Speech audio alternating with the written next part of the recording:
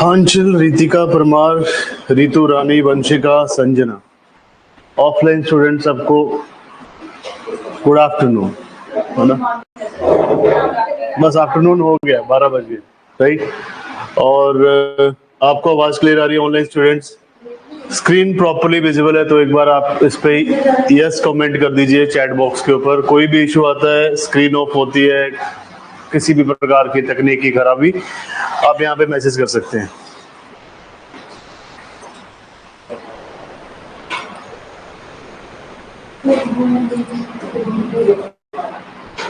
तो अभी आपका जो सेशन है वो करंट अफेयर का ही है और इसमें अक्टूबर 2024 चल रहा है।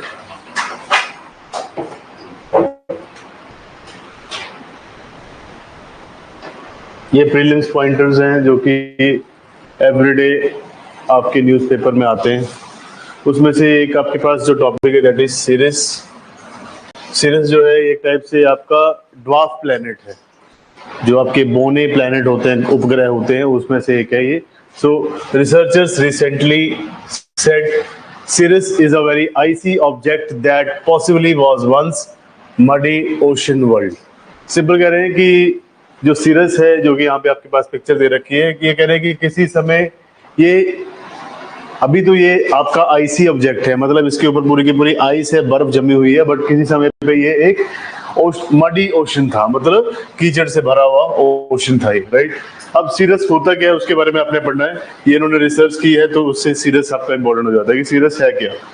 सो सीरस जो है it is a dwarf planet. Dwarf का मतलब है कि ये बोने आकार का एक आपका ग्रह है, या फिर जिसे आप कह सकते हैं एक प्लैनेट है। अब आपने देखा कि जो आपके प्लैनेट्स होते हैं उनका बहुत ह्यूज साइज होता है, जैसे चाहे आपके पास मार्स है, अर्थ है, या फिर आपके पास जुपिटर है, सैटर्न है, ये सारे के सारे जो आपके ग्रह हैं इनका बहुत बिग साइज है, बट ये ड्वार्फ प्लैनेट है and the largest object in the asteroid belt between Mars and Jupiter. तो आपको पता है मार्स और जुपिटर के बीच में एक एस्टेरॉयड बेल्ट आती है, राइट? तो ये कह रहे हैं कि जो आपका सीरस है ये एक ड्वार्फ प्लैनेट है। ड्वार्फ प्लैनेट के साथ में ये लार्जेस्ट ऑब्जेक्ट है जो कि एस्टेरॉयड बेल्ट के बीच में पाया जाता है। मतलब मार्स और जुपिटर के बीच में जो आपकी एस्टेरॉयड बेल्ट है उसमें सबसे बड़ा जो ऑब्जेक्ट पाया जाता है that is Ceres. It is the only dwarf planet located in the inner solar system. तो एक अकेला ऐसा ड्वार्फ प्लैनेट है या फिर मोना ग्रह है जो कि सिर्फ और सिर्फ इनर सोलर सिस्टम में पाया जाता है। जैसे आपके पास प्लूटो था, राइट? प्लूटो को आपने कैटेगरी ऑफ प्लैनेट से हटा दिया, 2006 में है इंटरनेशनल एस्ट्रोनॉमिकल यूनिट ने, उन्होंने इसको प्लूटो को प्लैनेट की कैटेगरी से हटा दिया कि ये कोई ग्रह नहीं है, ये एक ड्वार्फ प्लैनेट है, बट ये आउटर सोलर सिस्टम में पाया जाता है, आउटर सोलर सिस्टम में। अब आउटर सोलर सिस्टम क्या है? Starting from sun and last planet कौन सा है आपका? नेपच्यून। तो नेपच्यून के बाद में जो है ये एंड में पाया जाता है, मींस आउट ऑफ आपका सोलर सिस्टम। तो सोलर सिस्टम के इनर पॉइंट में अगर हम देखें तो only dwarf planet that is located inside the inner solar system. मतलब दो प्रकार का सोलर सिस्टम है, एक है इनर, एक है आउटर, राइट? अब इसको यहाँ पे देख लेते हैं, इसको हटाए पहले यहाँ से।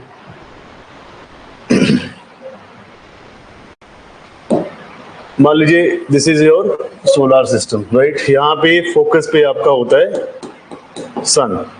सो सन से स्टार्ट होता है और बीच में देयर आर मल्टीपल आपके प्लैनेट्स। सबके नाम याद है किसी को?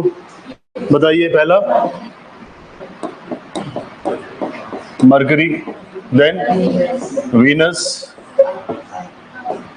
अर्थ, Mars, Jupiter, Saturn, Uranus and last is Neptune. So ये है आपका पूरा का पूरा सोलर सिस्टम। और इसके बीच में अगर हम बात करें तो सन जो है ये फोकस पे रहता है। क्यों फोकाई कहते हैं इसको? क्योंकि एक फोकस पॉइंट पे है।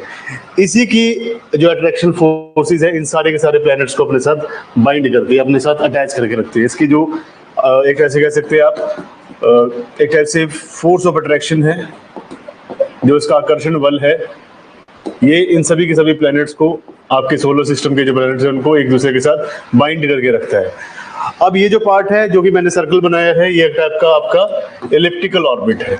हमने ऑर्बिट्स पढ़े थे स्पेस साइंस में, राइट, स्पेस टेक्नोलॉजी में, तो एलिप्टिकल ऑर्बिट है, राइट। अब इस एलिप्टिकल ऑर्बिट के अंदर में अगर हम बात करें तो आपके मार्स और जुपिटर के बीच में यहाँ पे कहीं आपका जो हम बात कर रहे हैं सिरस पाया जाता है। और ये अकेला ऐसा ड्वार्फ प्लांट है जो कि इनर सोलर सिस्टम में पाया जाता है। तो सिरस जो है मार्स और जुपिटर के बीच में एक बेल्ट आती है जिसे कहते हैं एस्ट्रॉइड बेल्ट। इस एस्ट्रॉइड बेल्ट में अकेला आपके सिरस है जो यहाँ पे पाया जाता है। इसके बाहर का जो पॉइंट है, फॉर एग्जाम्पल यहाँ पे प्लूटो था, बट प्लूटो का साइज प्लैनेट लाइक नहीं था। इसका जो अट्रैक्शन फोर्स था सन के साथ में वो भी बहुत कम था। मींस अगर हम बात करें सारे के सारे प्लैनेट्स की तो सबसे कम जो अट्रैक्शन फोर्स थी वो प्लूटो के ऊपर थी और इसका साइज भी छोटा था। इसलिए आपकी इंटरनेशनल एस्ट्रोनॉमिकल यूनिट जो है इन्होंने इसको प्लैनेट की कैटेगरी से हटा दिया 2006 में। सो ये अभी आपके प्लैनेट कैटेगरी में नहीं आता। और ये आउटर सोलर सिस्टम का पार्ट है, मतलब आपके सोलर सिस्टम से बाहर का पार्ट है, आउटर सोलर सिस्टम। सो ये आपका सिरस के बारे में, only dwarf plant that is inside the या फिर that is in the inner solar system. आगे पहले कई वर्षों तक, पहले शुरुआती सालों में पहले इसको एस्ट्रॉइड ही माना जाता था, इसको ड्वार्फ प्लैनेट भी नहीं कहा जाता था। पहले इसको सिर्फ और सिर्फ सोलर, इसका एस्ट्रॉइड का ही पार्ट माना जाता था। Is so much bigger and so different from the rocky neighbours that scientist classified it as a dwarf planet in 2006। तो एस्ट्रॉइड बेल्ट में जितने भी डिफरेंट टाइप के आपके एलिमेंट्स हैं, डिफरेंट टाइप के मटेरियल्स हैं, उन मटेरियल से काफी ज्यादा बड़ा था आपका सिरस। और इसी साइज को देखते हुए और इसी कैटेगरी को देखते हुए 2006 में इसको ड्वार्फ प्लैनेट का कैटेगरी दिया गया था। क्योंकि एस्ट्रॉइड बेल्ट में जो भी आपके बहुत सारे मटेरियल्स हैं उन सभी मटेरियल में से सबसे बड़े साइज में आपका सिरस था। तो सिरस क्या है? एक ड्वार्फ प्लैनेट है जो कि इनर सोलर सिस्टम में पाया जाता है, एस्ट्रॉइड बेल्ट में पाया जाता है। एस्ट्रॉइड बेल्ट जो है वो मार्स और जुपिटर के बीच में है। एंड कई सालों तक पहले इसको एस्ट्रॉइड का ही पार्ट माना जाता था, बट लेटर ऑन 2006 में एस्ट्रोनॉमिकल यूनिट ने इसको ड्वार्फ प्लैनेट की कैटेगरी में डाल दिया था। यहाँ तक ऑनलाइन स्टूडेंट कहीं पे कोई इशू है, स्पीड बढ़ रही होगी तो प्लीज आप बता दीजिएगा। क्यों? क्योंकि ये फिर वैसी बात हो जाती है कि आप न्यूज एंकर देख रहे हैं जो जल्दी जल्दी आपको बता रहा है, राइट। तो जहाँ पे स्पीड बढ़ जाए, ऑब्वियसली इसमें स्पीड बढ़ती है क्योंकि चीजें पहले से लिखी हुई है, उनको एक्सप्लेन करना है।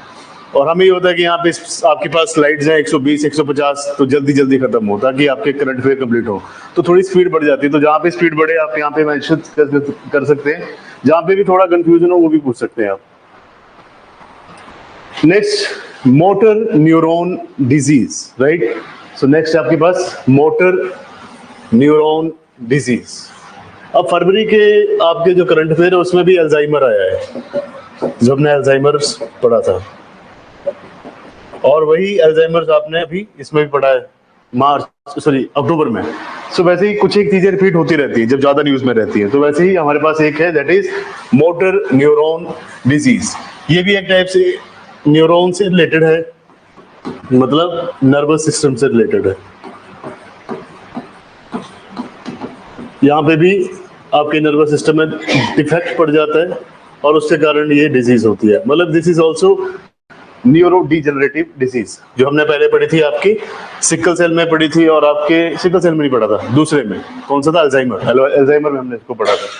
सो researchers recently developed DNA molecule which contains invisibility cloak sequences which can selectively target disease cells in the motor neuron disease. तो कह रहे हैं कि हाल ही में कुछ एक जो आपके रिसर्चर्स हैं, साइंटिस्ट हैं, उन्होंने एक नया डीएनए मॉलिक्यूल जो है डेवलप किया है जिसमें इनविजिबिलिटी क्लोइक है, जिसके थ्रू आप सीक्वेंस को समझ सकते हैं सिलेक्टिवली टारगेटेड डिजीज सेल का।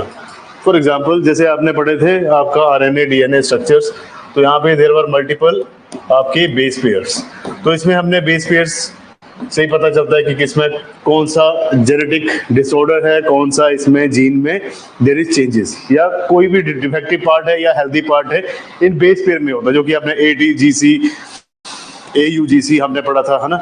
सो ये जो बेस पेयर्स हैं, इसमें ये कह रहे हैं कि अभी रिसर्चर्स ने इन बेस पेयर की डिटेक्शन करनी है, जिसमें से आप सिलेक्टिवली जो आपकी टारगेटेड डिजीज सेल है, जो आपके बॉडी में बीमारी से ग्रस्त आपकी जो कोशिकाएं हैं, जो आपकी सेल्स हैं, उनको इजीली यहाँ से डिटेक्ट किया जा सकता है। तो उन्होंने एक नया डीएनए मॉलिक्यूल बनाया है जिसके थ्रू, इनविजिबिलिटी क्लॉक के थ्रू आप सीक्वेंस समझ सकते हैं कि पूरे के पूरे डीएनए स्ट्रक्चर में, for example there are 3.2 billion base pairs, right. तो इन पूरे के पूरे बेस पेयर्स में आप समझ सकते हैं इजीली इस डीएनए मॉलिक्यूल के थ्रू कि कौन सी सेल जो है वो अभी बीमारी से ग्रस्त है, राइट।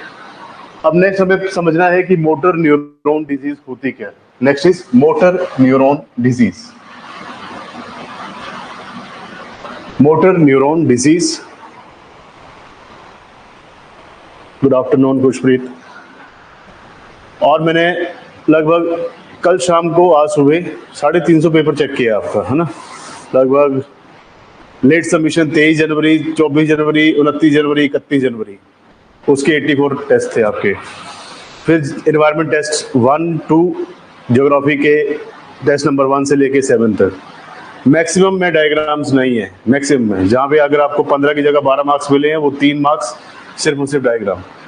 और कई तो बहुत ही ज़्यादा फास्ट हैं जिनके पास टाइम ही नहीं है ना। एक ही पेज में मतलब 3 लाइन में एक क्वेश्चन, दूसरा भी 3 लाइन में एक क्वेश्चन, और 3 मार्क्स मिले हैं। तो उसके लिए बुरा ना मानिए, क्योंकि आपने भी उतना ही लिखा जितने 3 आपको मार्क्स मिलने चाहिए। डायग्राम उसमें बनानी ही है, ऐसा नहीं है। कुछ लोगों ने बहुत अच्छी डायग्राम बनाई है, 30 में से 29, 28, 24, 26 ऐसे मार्क्स भी आए हैं। तब मैंने खुले मार्क्स देना शुरू कर दिए हैं। पहले मैं बहुत ही टाइट स्ट्रिक्ट मार्किंग करता था कि 15 गए तो 8 मैक्सिमम होता था, बट बहुत कम लोग जो है वो भी इस पे डायग्राम बना रहे। डायग्राम बहुत जरूरी है। जैसे क्रस्ट मेंटल कोर की जो गटनबर्ग डिसकंटिन्यूटी थी, हार्डली उसमें से अगर मान लीजिए मैंने एक दिन के, अगर आपके सारे बैचेस के हिसाब से लेके चले 50 पेपर हैं, तो 50 में से 5 ही लोगों ने ही उसमें डायग्राम बनाया है। फिर एक वो शेडो जोन ऑफ अर्थक्वेक, उसमें भी बहुत कम आपने डायग्राम बनाई है।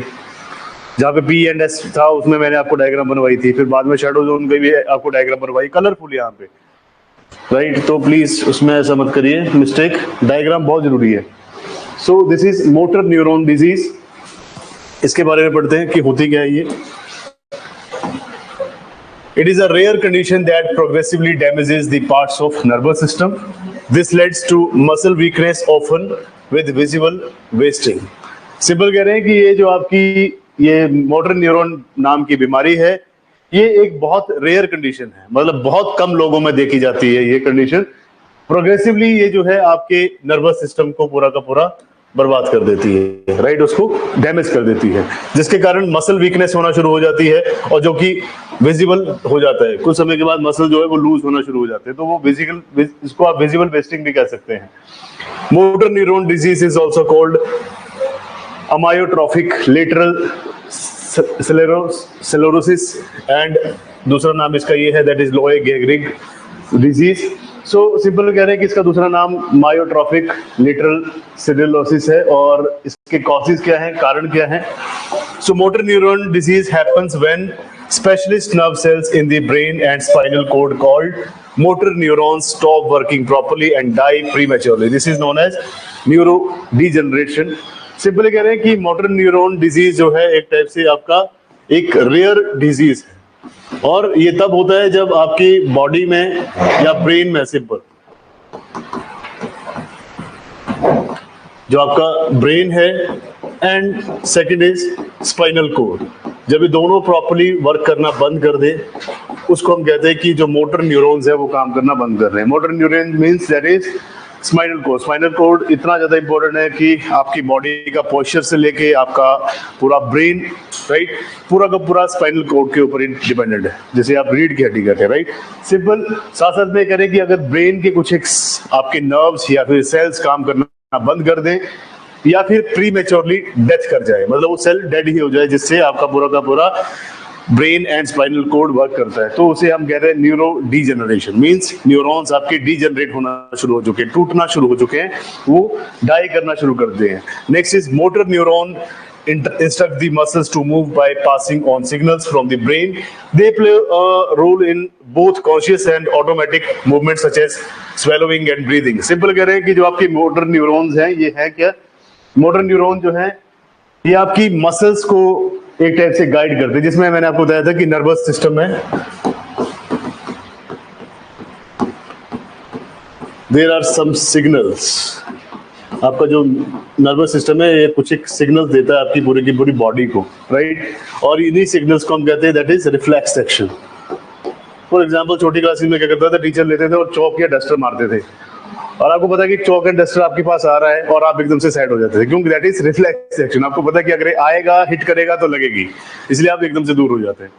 फॉर एग्जांपल रास्ते पे जा रहे हैं, सामने से कोई पागल सा डॉग आ जाए या गाड़ी वाला आ जाए या फिर कोई बुल आ जाए, कोई बड़ा बैल आ जाए, तो आप एकदम से भागते हैं वहां से, क्योंकि आपको पता है, आपका माइंड आपको सिग्नल देता है कि ये सिचुएशन होने वाली है, राइट। या फिर आप जब भी कहीं स्टेप से आपका स्टेप स्लिप हो जाता है, फॉर एग्जांपल बॉडी के साथ जाते हैं, तो एकदम से आप ऐसे हाथ लगा देते हैं, क्यों, क्योंकि आपका बॉडी, आपका ब्रेन, आपके मोटर न्यूरॉन्स आपको एक टाइप से सिग्नल देते हैं कि ये सिचुएशन हानिकारक हो सकती है आपके लिए। So that is motor neuron जो है आपकी मसल को एक टाइप से इंस्ट्रक्ट करते हैं, एक सिग्नल पास करके ब्रेन के थ्रू, और ये दोनों ही चीजों में हेल्प करते हैं, कॉन्शियस भी और ऑटोमेटिक भी। कॉन्शियस क्या है, जैसे कि आप अपनी चेतना में हैं, कॉन्शियस का सिंपल मीनिंग है आपको पता है कि कब क्या करना है। एक होता है ऑटोमेटिक, जैसे कि एकदम से कोई चीज हिट करने वाली हो या कहीं पे अगर आप हैं, राइट, जैसे मैंने आपको बहुत सारे एग्जांपल बताए, आप ध्यान से चल रहे हैं अनकॉन्शियस होके पौड़ियों पे, दिमाग आपका कहीं और सोच आपके नीचे, आप देख रहे हैं स्टेप, तो आप स्लिप हो जाते हैं, दैट इज अनकॉन्शियस। तो आप ऑटोमेटिक रिएक्शन देते हैं, एकदम से आप बचने की कोशिश करते हैं, जो भी नियर बाय चीज होती है उसको पकड़ लेते हैं। जैसे बस में खड़े हैं आप, तो एकदम से आप किसी न किसी चीज को होल्ड करते हैं कि आप गिरे ना। और एक होता है कॉन्शियस। कॉन्शियस में क्या है कि आपको पहले से पता, आप अपने ध्यान में हैं, बट फिर भी आप अपने आपको जो है कुछ एक सिग्नल दिए जाते हैं, जैसे कि ब्रीथ करना एंड स्वेलो करना किसी भी चीज को। Motor neuron progresses and it become more difficult to do some or all of the activities. तो अगर आपके मोटर न्यूरॉन्स काम करना बंद कर देते हैं या अल्टीमेटली डाई करते हैं, if they will stop working, तो पूरे के पूरे बॉडी के जितने भी फंक्शंस हैं बहुत मुश्किल हो जाएगा उनको परफॉर्म करना। So that is why motor neuron disease जो है ये एक न्यूरो डीजनरेटिव डिजीज है and it is very harmful for the humans, क्योंकि आपका ब्रेन एंड स्पाइनल कोड दोनों ही काम नहीं करेंगे, मोटर न्यूरॉन्स काम नहीं करेंगे, तो अल्टीमेटली बॉडी के लिए हार्मफुल है। Generally motor neuron disease is believed to be caused by combination of environmental, lifestyle and genetic factors. वही बात लिखी है सेम इन्होंने। अल्जाइमर में भी आपने ये लिखा था, देखा था कि जब भी there is environmental lifestyle, environmental अगर आपके ऊपर कोई इंपैक्ट पड़ रहा है, जैसे कि मैंने आपको बताया था जब हमने फोटो से केमिकल स्मोक पढ़ा था कि आपको अगर फ्रेश एयर नहीं मिल रही है तो आपके कॉग्निटिव जो स्किल्स हैं वो कम हो जाएंगे, आप ब्रीदिंग आपकी फास्ट हो जाएगी, और उसके साथ साथ में क्या है कि आप काम नहीं कर पाएंगे। ऑब्वियस सी बात है, कहीं पे धुआं है और आपको कोई बोल रहा है कि आप ये असाइनमेंट बना के दीजिए, नहीं कर सकते, क्यों, क्योंकि आपके पास जो एनवायरमेंटल कंडीशंस है वो वर्किंग कंडीशन नहीं है, वहां पे सर्वाइव भी कर ले तो ही ना, क्योंकि सफोकेटिंग है। Second, lifestyle. लाइफस्टाइल में सिंपल सी आपकी जीवन शैली कैसी है ना, आप क्या खाते हैं, आप कितने सुस्त हैं, आप कितने लेजी हैं, आपकी एक्टिविटी कितनी है, that is also related to this.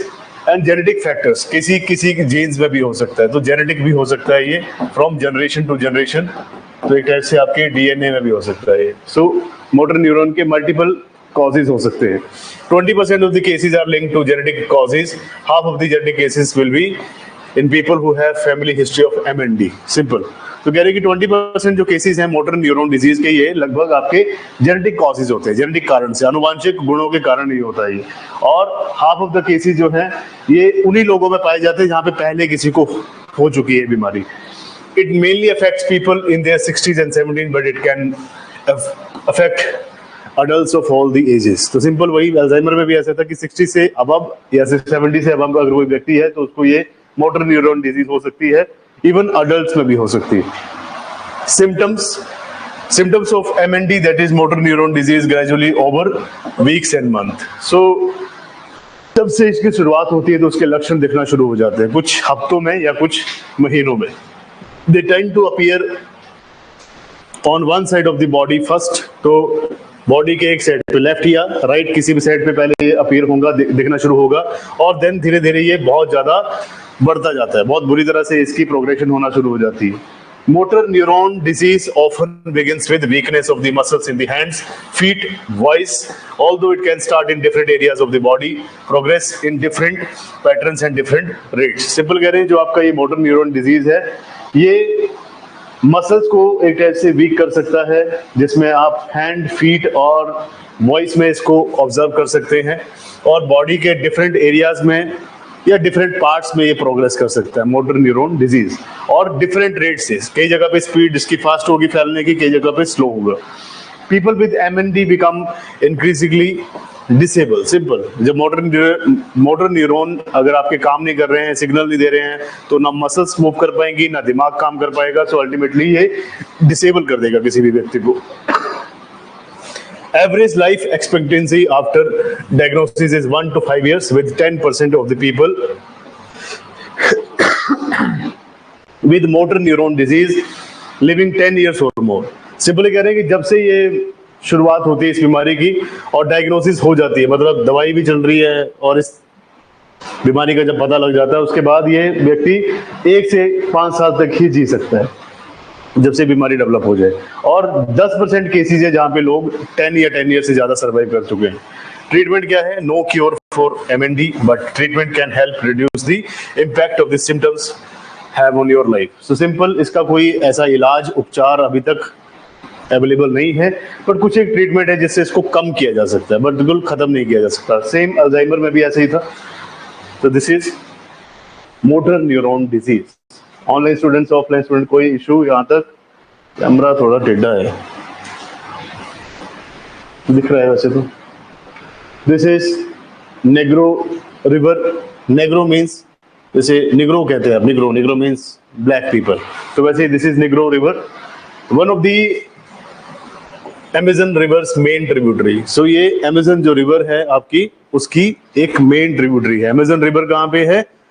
South America में। साउथ अमेरिका में कहाँ पे है? ब्राजील रीजन में। और ब्राजील रीजन के देयर बाय एक रिवर क्रॉस करती है, that is Amazon. Amazon is the largest river in the world. Largest क्यों? क्योंकि इसमें बहुत ज्यादा वॉल्यूम ऑफ वाटर अवेलेबल है, and it is the only river जो कि इक्वेटर के बिल्कुल पैरेलली फ्लो करती है।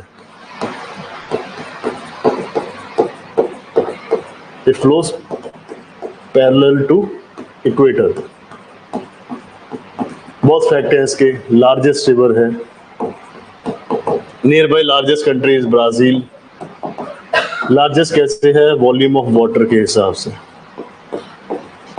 इसमें जो पानी पाया जाता है उसका वॉल्यूम जो है वो बहुत ज्यादा हाई है, that is why this is largest. So this is about Amazon river. और अमेजन में क्या है?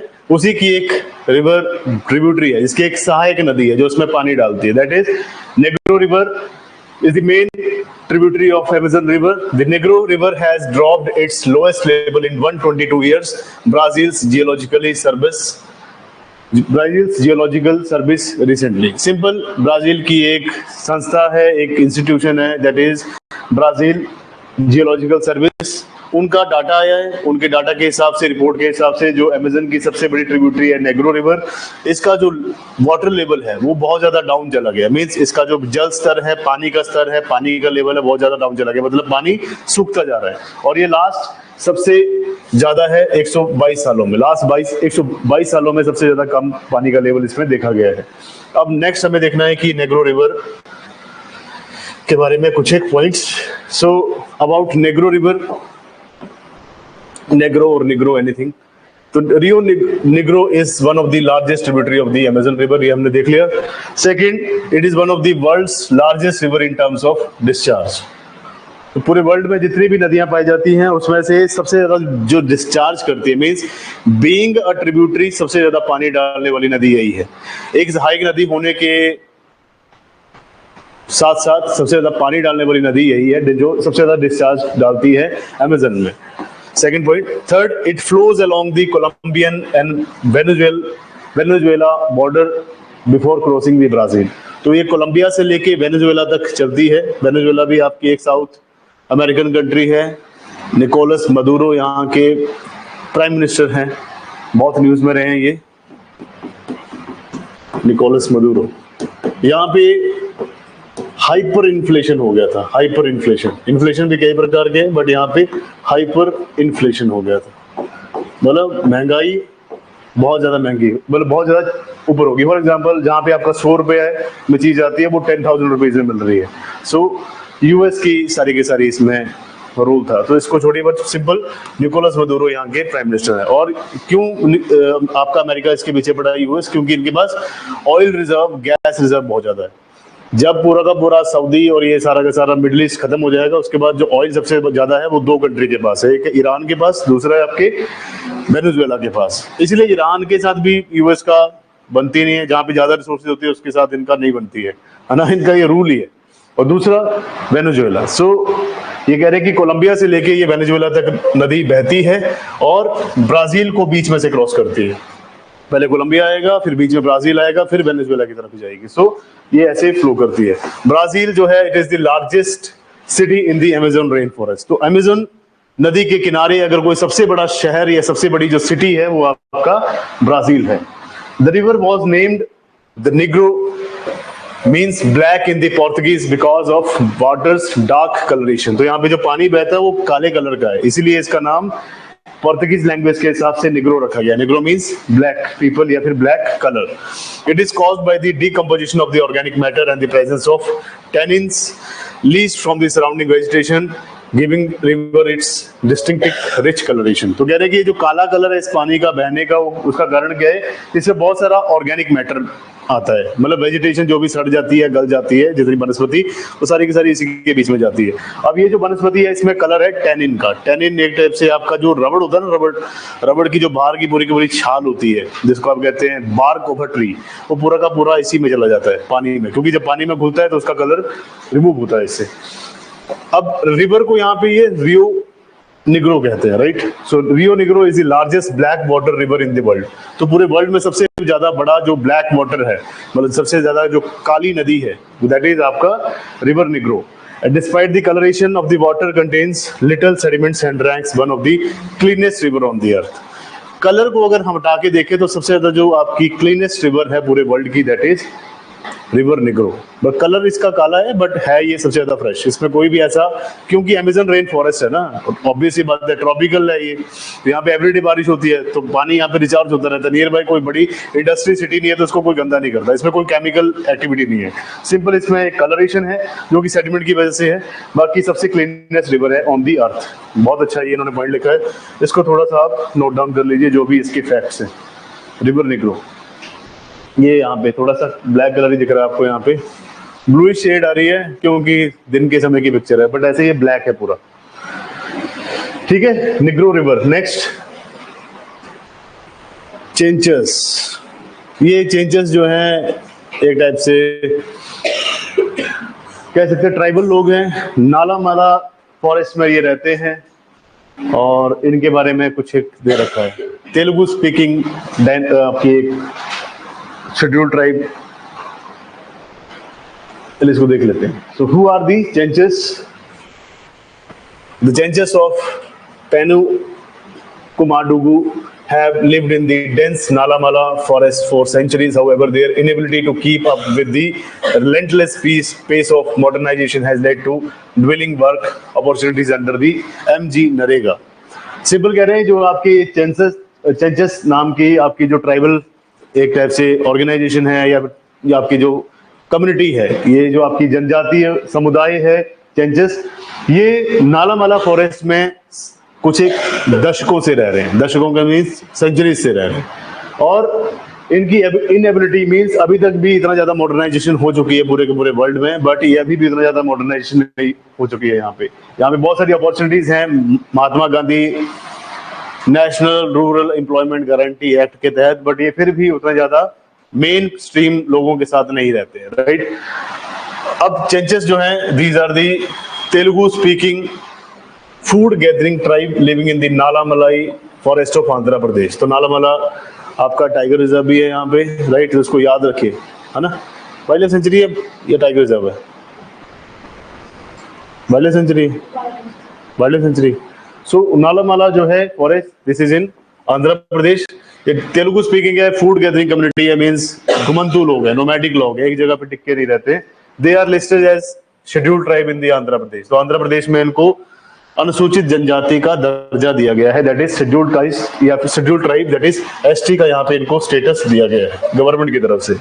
They are conservative tribal groups and have not made any changes in their lifestyle or tried to adapt modernity। Simple कह रहे हैं कि ये बहुत ज्यादा संरक्षित ग्रुप है, कंजर्वेटिव है, ये ज्यादा लोगों के साथ घुलते मिलते नहीं है, और ना ही इन्होंने अपने लाइफस्टाइल के ऊपर कोई चेंज लेके आए, ना इन्होंने अपनी जीवन शैली में कोई बदलाव किया है, और इन्होंने अभी तक जो आपकी मॉडर्निटी है, जो आधुनिक आपके लोग हैं या आधुनिकता जो है, उसको उन्होंने अभी तक स्वीकार नहीं किया, अडेप्ट नहीं किया है।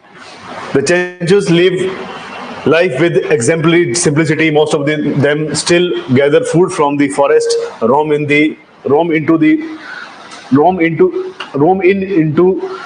find things to meet their needs। Simple कह रहे हैं कि अभी भी ये बहुत सिंपल लाइफ जीते हैं, साधारण जीवन जीते हैं, ये अभी भी वैसे ही खाना इकट्ठा करते हैं, फूड गैदरिंग करते हैं, और नियर बाई फॉरेस्ट में घूमते रहते हैं टू मीट देयर नीड्स, अपनी जरूरतों को पूरा करने के लिए उसी जंगल के बीच में घूमते रहते हैं।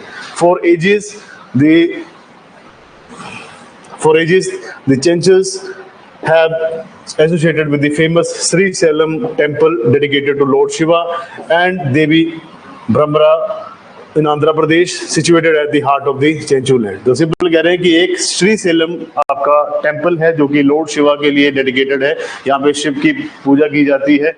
एक देवी ब्रह्मरा है, उनका भी यहाँ पे मंदिर है, तो उसके साथ ज्यादा एसोसिएटेड है। एक टाइप से इनके पास प्रिविलेज है इस श्री सेलम टेम्पल की। सिंपल इस श्री सेलम टेम्पल के जो पुजारी हैं, ये जो प्रीस्ट हैं, वो चेंचुस ट्राइब के ही होते हैं। सो मतलब इन्हीं के अंडर आता है। सो अभी तक भी इन्होंने अपने आप को डिपेंड, और ये हमेशा अपने साथ ये तीर कमान लेके चलते हैं, दैट इज एरो एंड बो, ये हमेशा इनके पास रहता ही है, और ये बहुत पुराना ट्राइबल ग्रुप है।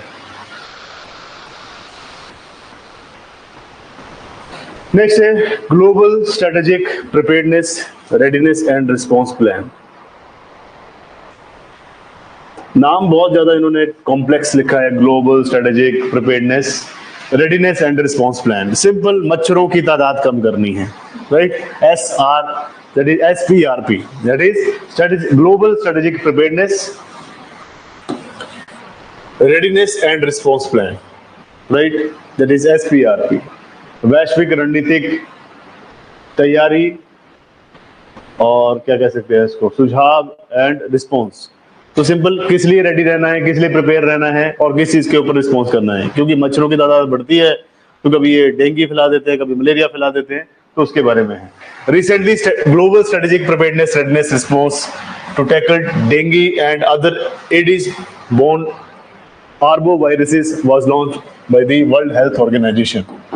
तो ये जो आपका SPRP है, that is strategic preparedness, readiness, response plan, इसको WHO, that is World Health Organization ने इसको अभी जारी किया है। ये कह रहे हैं कि ये जो आपके डेंगू केसेस होते हैं, इनको टैकल करना, इनको निपटारा करना, ऑल्सो ये जो एडिस मच्छर होता है, एडिस टाइप का जो आपका मस्कीटो है, इससे जो आर्बोवायरसेस फैलते हैं, उनको कंट्रोल करने के लिए वर्ल्ड हेल्थ ऑर्गेनाइजेशन ने strategic preparedness, readiness, response plan start किया, SPRP इन्होंने शुरू किया है। अब इसके बारे में है कि इसमें कौन कौन सी चीजें इंक्लूड रहेंगी SPRP में। Main aim is to reduce the burden of diseases, suffering, deaths from dengue and other Aedes borne arboviral diseases such as Zika, chikungunya, by fostering a global coordinated response. Simple कह रहे हैं कि जो आपके कुछ एक type के Aedes borne arboviral diseases हैं, जो एडिस इजिप्टी आपका मच्छर होता है ना, उसको आप कहते हैं फीमेल मच्छर होता है, ये सब आपने पढ़ा हुआ है। बट सिंपल कह रहे हैं कि इनका मेन जो काम है SPRP के through, strategic preparedness, readiness and response plan के थ्रू, ये चाहते हैं कि जो बीमारी का बर्डन है उसको कम किया जा सके, जो लोग इससे सफर कर रहे हैं उनको इससे बचाया जा सके, और जो डेथ होती है डेंगू की वजह से उसको कम किया जा सके। साथ साथ में ये कह रहे हैं कि इसके साथ और भी बीमारियां एसोसिएटेड है, जैसे कि जाइका वायरस, कोई सी जीका वायरस भी कहते हैं, और चिकनगुनिया, इसको भी कम करना है ग्लोबल लेवल पे, सभी कंट्रीज को एक दूसरे के साथ कोऑर्डिनेट करके इसको खत्म करने का काम करेंगे। अब इन्होंने बोला कि इसमें 5 हमने कंपोनेंट्स रखे जिनके ऊपर ध्यान रखेंगे। पहला कंपोनेंट है इमरजेंसी कोऑर्डिनेशन। जब भी कहीं पे आपातकालीन स्थिति हो जाए, कि कई जगह पे क्या होता है कि डेंगू केसेस बहुत ज्यादा राइज कर जाते हैं, जैसे कि दिल्ली जैसी जगह पे पानी इकट्ठा रहता है, अनप्लान्ड सिटी है, और पता है गवर्नमेंट भी वैसी है वहां पे। अभी 22 साल बाद बीजेपी की सरकार आई है ना। अब देखते हैं क्या करते हैं। यमुना तो साफ कर रहे हैं, बड़े टाइम से शोर मचा रखा है। नेक्स्ट है कोलैबोरेटिव सर्विलांस, जहां पे भी उम्मीद है कि यहाँ पे कोई डेंगू या ऐसा कोई वायरस फैल सकता है तो उसकी निगरानी करनी है, सर्विलेंस करना है।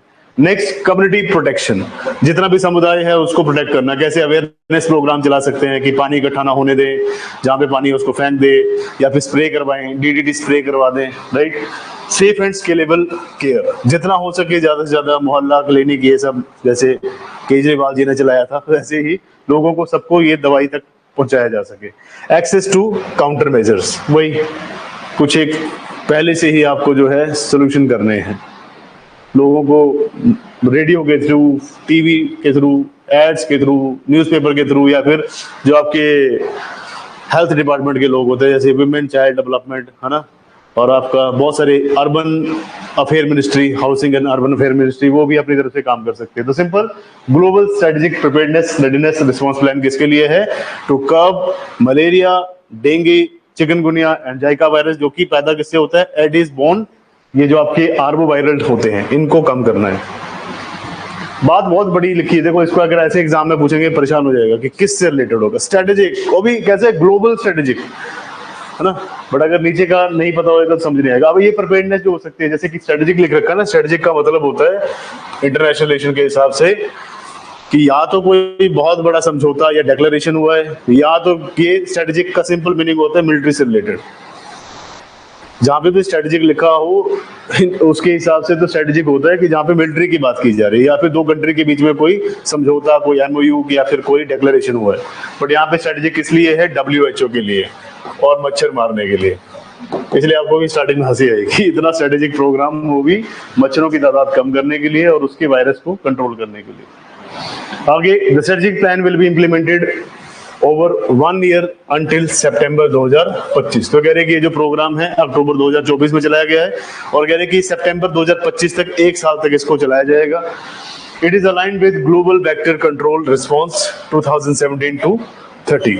तो 2017 से लेके 2030 तक एक टारगेट रखा गया था, global vector control response. Vector क्या है? दैट इज आपका वही इंसेक्ट, और इंसेक्ट में भी कौन सा?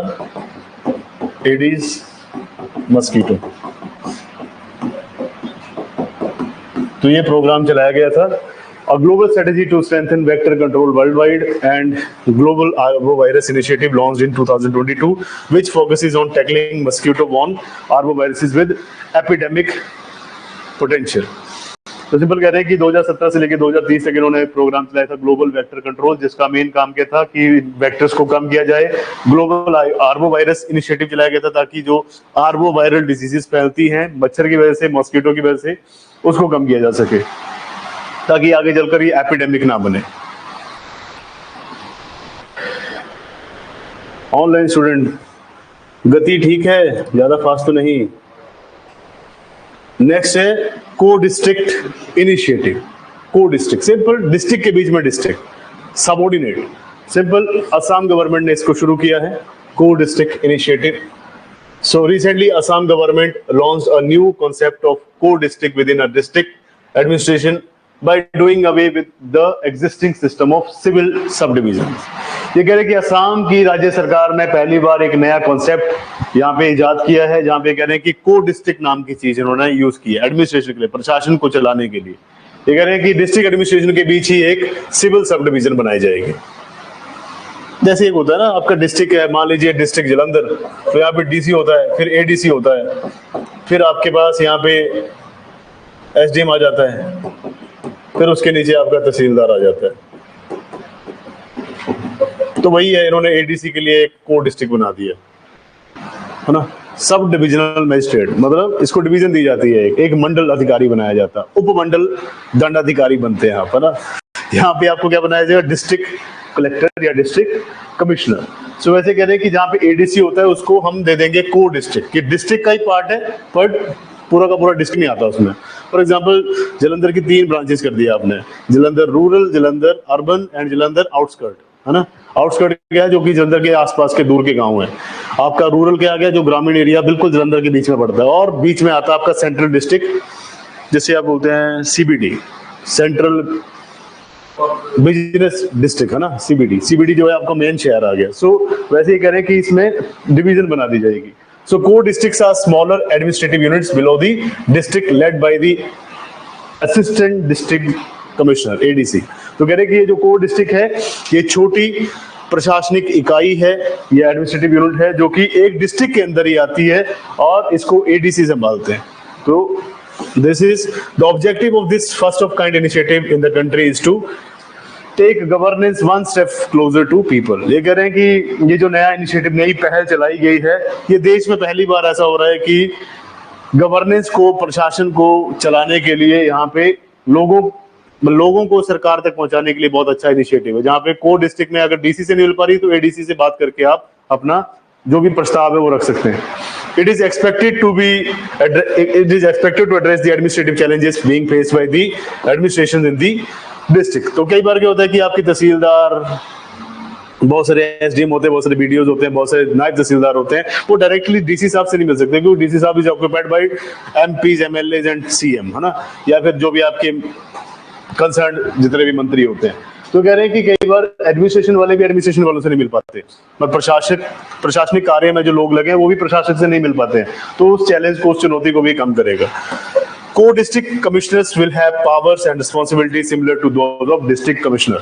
तो जिस को डिस्ट्रिक्ट में एडीसी को बिठाया जाएगा, असिस्टेंट डिस्ट्रिक्ट मजिस्ट्रेट को, सॉरी, या असिस्टेंट डिस्ट्रिक्ट कलेक्टर को बिठाया जाएगा, कमिश्नर को बिठाया जाएगा, उसके पास भी डीसी की तरह ही पावर होगी। मतलब उस को डिस्ट्रिक्ट में वही एक टाइप से डीसी होगा।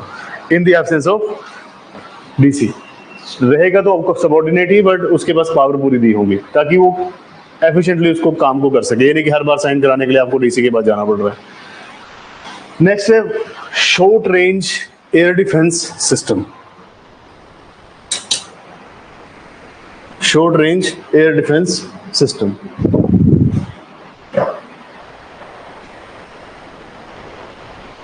पर ये पिक्चर ही है ना, पिक्चर नहीं दिखेगी कोई बात नहीं, टेक्स्ट दिखना चाहिए, अभी ठीक है। Short range air defence system. कल किसी ने पूछा था क्या है air defence. This is a ground area, है ना। दिस इज, मेरे हिसाब से मेरा east is this, west is this, right. So मेरे लिए ये ईस्ट है, ये वेस्ट है। इंडिया के वेस्ट में क्या आता है, मैं उल्टा बना रहा हूं ना।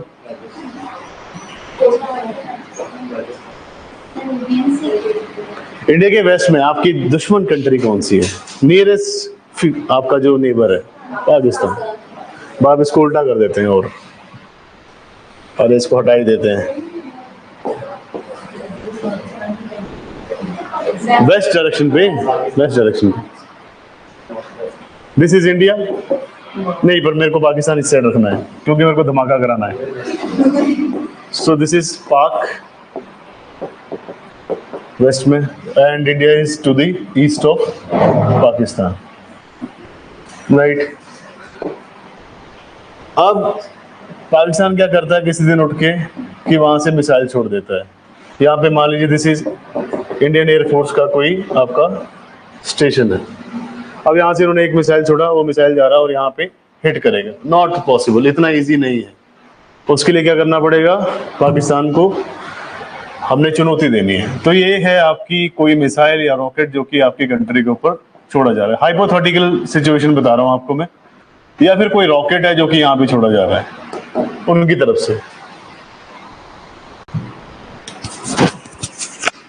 हेलो,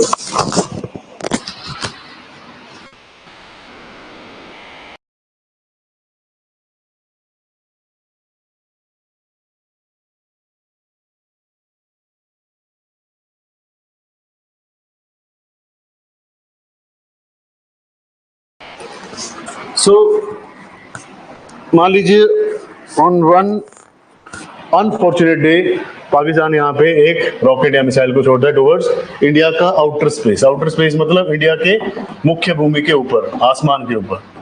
सो इंडिया का आउटर स्पेस है ये। अब इंडिया भी ऐसी तो है नहीं, इंडिया ने क्या कर रखा है, यहाँ पे अपनी एयर डिफेंस मिसाइल सिस्टम लगा रखे हैं। अब एयर डिफेंस मिसाइल सिस्टम मैंने कल आपको बताया था, एक था आकाश तीर हमारे पास, बट वो शिप्स के लिए, एंटी शिप। यहाँ पे हमने एयर डिफेंस सिस्टम लगा रखे हैं, इनमें डिफरेंट टाइप के प्रोपल्शन सिस्टम्स हैं। अब जैसे ही कोई आउटर स्पेस के ऊपर आएगा तो ये पहले डिटेक्ट कर लेगा कि कोई ऐसी मिसाइल दुश्मन के द्वारा छोड़ी गई है। दूसरा हमारे पास काम है इसको कंट्रोल करने का। कंट्रोल कैसे करेंगे, आप यहाँ से अपना मिसाइल छोड़ेंगे, जहाँ पे ये दुश्मन की मिसाइल आ रही है इसको ग्राउंड सरफेस में हिट करने से पहले ही ऑन एयर ही उड़ा देना है। सो ये डिटेक्शन, कंट्रोल एंड इसके सीजर का काम करता है, इसको रोकने का या इसको डिस्ट्रॉय करने का काम करता है। उसी को कहते हैं आप एयर डिफेंस। एयर डिफेंस मतलब हवाई, जो आपके ऊपर फायर आ रहा है, अटैक आ रहा है, उसको हवा में ही डिस्ट्रॉय कर देना, that is air defence system. तो अभी हमारी गवर्नमेंट ने रिसेंटली क्या किया है, एक नया very short range. Very short range means इसकी रेंज बहुत कम है, जो ज्यादा लंबी दूरी तय नहीं कर सकता। So what is very short range air defence system, जिसका नाम है B short. India successfully conducts test of 4th generation very short range defense system, air defense system. So this is 4th generation, 4th gen. अब ये क्या है, it is a man portable air defense system. तो man pad है, means जैसे आप rocket launcher लेते हैं ना, ऐसे कंधे पे उठा के चले होते हैं आर्मी पर्सन, आप देखते हैं मूवीज में भी। सो वैसे ये man portable air defence system है। इसके लिए आपको कोई अलग से चीज नहीं चाहिए, जैसे ये रखा है यहाँ पे, राइट। तो ये से इजिली इंसान, कोई भी व्यक्ति इसे इजीली होल्ड कर सकता है। दिस इज मैन पोर्टेबल, इसको कंधे पे उठाया जा सकता है और इसे लॉन्च भी किया जा सकता है इजीली। तो this is man portable air defence developed for neutralising low altitude aerial threat. तो अगर बहुत कम ऊंचाई पे कोई ऐसा रॉकेट या मिसाइल पहुंच चुका है और उसको थोड़ी सी ऊंचाई पे ही खत्म करना, थोड़ी सी हवाई क्षेत्र में ही खत्म करना, तो उसके लिए इसको बनाया गया ताकि जो हमारे लो एल्टीट्यूड पे जो एरियल थ्रेट्स हैं, जो हमारे ऊपर खतरे संभावित हैं, उनको कम किया जा सके। It has been indigenously designed and developed by DRDO's research centre Imarat Hyderabad and collaboration with DRDO's laboratories and industry partner. तो सिंपल, आपका जो defence research and development organisation है डीआरडीओ, उन्होंने इसको बनाया है। और डीआरडीओ का जो रिसर्च सेंटर है इमारत हैदराबाद में, तो उसने इसके ऊपर काम किया। साथ साथ में बहुत सारी इसकी लैबोरेटरीज है डीआरडीओ की, मल्टीपल जगहों पे उन्होंने भी इसको इसमें हेल्प किया है। इसकी रेंज सिर्फ 6 किलोमीटर है, बट हमें लग रहा है कि 6 किलोमीटर, अर्थ जब आपके ग्राउंड सरफेस से लेके 6 किलोमीटर बहुत ज्यादा ऊंचाई है, राइट। 600 मीटर ही बहुत ज्यादा ऊंचाई होती है, तो ये 6 किलोमीटर तक जो हिट कर सकता है, 6 किलोमीटर तक हिट कर रहा है, तब भी इसके जो पार्ट्स होंगे वो नीचे अर्थ के ऊपर उतरे नहीं करेंगे, हवा में डिस्ट्रॉय हो जाएंगे। तो 6 किलोमीटर बहुत ज्यादा ऊंचाई है। अगर हम ऐसे बात करें तो हॉरिजॉन्टल में तो बहुत कम है, अगर ये वर्टिकल जा रहा है ऐसे, पर मूवमेंट इसकी हमेशा स्लोप की फॉर्म में होगी, हाइपर पैराबोलिक होगा, पैराबोलिक पाथ होगा इसका हमेशा।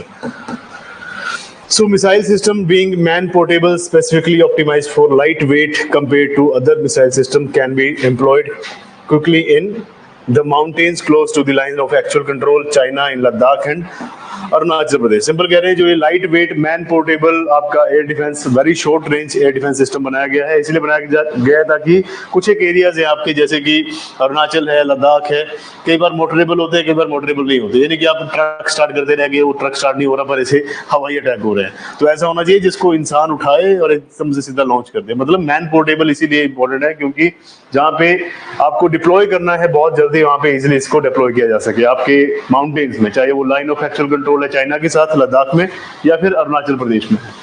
तो इसलिए very short range air defence system, ठीक है। Next is hammer head shark. Hammer जैसा इसका हेड है, हथौड़े जैसा, राइट। सो रिसेंटली ये देखी गई है, ऐसा सा इसका फेस। ऐसे शार्क देखिए आपने कभी? शार्क का ऐसा नहीं होता चेहरा, मतलब आगे का पार्ट ऐसा नहीं होता फेस, ये बहुत ज्यादा हैमर की तरह। So, what are hammerheads? So scientists recently discovered a new species of hammerhead shark named Spirena या फिर Phryena eleni from the Caribbean and Southwest Atlantic. तो कैरिबियन क्षेत्र में देखने को मिली है ये ग्रेटर लिटिल एंटिल्स के नियर बाय, जहाँ पे वेस्ट इंडीज है, और साउथ वेस्ट अटलांटिक में। साउथ वेस्ट अटलांटिक कौन सी कंट्री के साथ हुआ, सोचो। साउथ एंड वेस्ट, अटलांटिक का वेस्ट किस, साउथ अमेरिका। साउथ अमेरिका का साउथ वेस्ट की अगर हम बात कर रहे हैं तो कौन सी कंट्री आएगी, ब्राजील या अर्जेंटीना के साथ ही लगेगा, राइट। तो ऐसे ही सोचना पड़ेगा आपको, जैसे अभी आप सोच रहे दिमाग में कि यहाँ पे अटलांटिक, अटलांटिक के बिल्कुल वेस्ट में there is south America, south America का फिर आपने सोचा कि पेरू चिली तो ईस्ट में आ गया, सॉरी और वेस्ट में आ गया। हाँ वही, पर अटलांटिक का तो वेस्ट वही हुआ ना आपका, अर्जेंटीना और ब्राजील। सो इसका नाम इन्होंने रखा है शार्क का, दैट इज Phryena eleni, और कैरिबियन और साउथ वेस्ट अटलांटिक में देखा गया। Name for the unusual distinctive form of their head, तो इसके हेड की वजह से इसका नाम रखा गया है, क्योंकि ये एक टाइप से अनयूजुअल है, ऐसा बहुत कम पाया जाता है कि किसी शार्क का हेड ऐसा हो, और इसी की वजह से इसका नाम हैमर हेड शार्क रखा गया है। बाकी इसकी फैमिली का नाम दे रखा है कि कौन सी फैमिली से बिलोंग करता है, किंगडम इतना इंपॉर्टेंट नहीं है। They are characterised by flattened hammer और शॉवेल शेप्ड हेड, तो इनके हेड की वजह से इनको ज्यादातर जाना जाता है। और क्या है इसमें 360 डिग्री तक का इसका विजन रहता है, बेटर हैंडिंग कैपेबिलिटी। तो इतना बड़ा इसका जो ये हेड है उसके कारण ये 360 विजन प्रॉपर्ली देख सकती है, 360 व्यू इसको रहता है। साथ साथ में ये ज्यादा से ज्यादा हंट कर सकती है, इसकी जो शिकार करने की एबिलिटी है, क्षमता है, वो ज्यादा होती है। Great hammerhead shark is the largest of all hammerhead species, reaching a maximum known length of 20 feet. तो कह रहे हैं कि hammerhead shark में भी सबसे बड़ी जो शार्क है hammerhead टाइप की, उसका नाम है ग्रेट hammerhead shark, जो कि पूरे जितने भी आपकी शार्क की कम्युनिटी उसमें सबसे बड़ा उसका आकार है, और ये 20 फीट तक की लंबी होती है। और क्या डिस्ट्रीब्यूशन कहाँ पे, ट्रॉपिकल और टेम्परेट मरीन वाटर्स में ये पाया जाता है, नियर टू कोस्ट या फिर कॉन्टिनेंटल शेल्फ। तो सिंपल कह रहे हैं कि ज्यादातर कहाँ पाई जाती है, जहाँ पे एक ट्रॉपिकल एरिया है या टेम्परेट मरीन वाटर है, उस एरिया में ये पाई जाती है। या तो ये तट के नजदीक होंगी या फिर कॉन्टिनेंटल शेल्फ के आसपास होंगी। कॉन्टिनेंटल शेल्फ, ब्रेक और कॉन्टिनेंटल मार्जिन, ये सब आप पढ़ेंगे ओशनोग्राफी में, तब आपको समझ में आएगा। They migrate seasonally moving equator bird during the winters and pole bird towards the simple. जब गर्मी होती है तो ये पोल साइड पे चले जाते हैं, जब सर्दी हो जाती है तो ये इक्वेटर के आसपास आती है। जैसे पेंगुइन करते हैं, पेंगुइन जो है सबसे एक्सट्रीम टिप ऑफ आपका अफ्रीका, वहां पे आ जाते हैं जब बहुत ज्यादा सर्दी हो जाती है अंटार्कटिक में, है ना, और जब गर्मी हो जाती है तो फिर वो दोबारा वापस चले जाते हैं अपने अंटार्कटिक एरिया में। पेंगुइन साउथ पोल में ही पाए जाते हैं। हाँ, अब टेंशन में हो गया, पेंगुइन साउथ में ही पाए जाते हैं, साउथ पोल पे, और पोलार बेयर नॉर्थ में, आर्कटिक रीजन में। सो this is hammerhead shark. Lake Kivu, lake Kivu, at least 78 people are dead after boat carrying 278 passengers capsized in eastern Congo's Lake Kivu। तो पूर्वी कोंगो के पास में एक झील है जिसका नाम है लेक किवू। अब यहाँ पे लगभग 278 पैसेंजर्स को एक बोट, एक नाव लेके जा रही थी, यात्रियों को 278, जिसमें से 78 की डेथ होगी क्योंकि देवर कैप्साइज्ड, राइट। आप ये कह रहे हैं कि लेक किवू है कहाँ पे, ये इंपॉर्टेंट नहीं है कि कहाँ पे क्या इवेंट हुआ, इवेंट की टेंशन नहीं लेनी है आपने, आपने टेंशन लेनी है लेक किवू कहाँ पे, राइट। सो मतलब ये बहुत ही अमानवीय कृत्य है मेरा कि मैं कह रहा हूँ 70 लोग मर गए, पर उसको ध्यान में नहीं लेना है क्योंकि वो आपको एग्जाम में नहीं पूछा जाएगा। बहुत कैप्साइज मीन्स भरने के कारण डूब गई, पानी भर गया उसमें, देन डाउन। अभी ये है आपकी लेक किवू, पता नहीं कौन कौन सी पिक्चर्स हैं इसमें, बट मैंने डाल दिए। तो आपने किवू लेक पे नहीं जाना है, आपने ध्यान रखना है कहाँ पे पाई जाती है। सो ये one of the greatest lakes of East Africa. East Africa में जो बहुत विशाल का ये आपकी जो क्या कह सकते हैं आप, लेक्स हैं, झीलें हैं, उनमें से एक है। मतलब ईस्ट अफ्रीका की सबसे बड़ी झीलों में से एक झील आपकी लेक किवू है। और आपसे मेरी गुजारिश है ऑनलाइन ऑफलाइन सभी स्टूडेंट्स हैं कि कृपया करके आपके जो टेस्ट हैं, जैसे मान लीजिए इस हफ्ते का टेस्ट है वो अगले संडे तक कंप्लीट कर दो। अगले जो आपके वीक का टेस्ट होगा उससे अगले संडे, मतलब फर्स्ट वीक का जो आपका टेस्ट है आपने सेकंड खत्म कर देना, सेकंड तक लिख के आपने अपलोड कर देना, सेकंड का थर्ड में, थर्ड का फोर्थ में, सो दैट टाइमली आपके टेस्ट इवेलुएट होते रहें।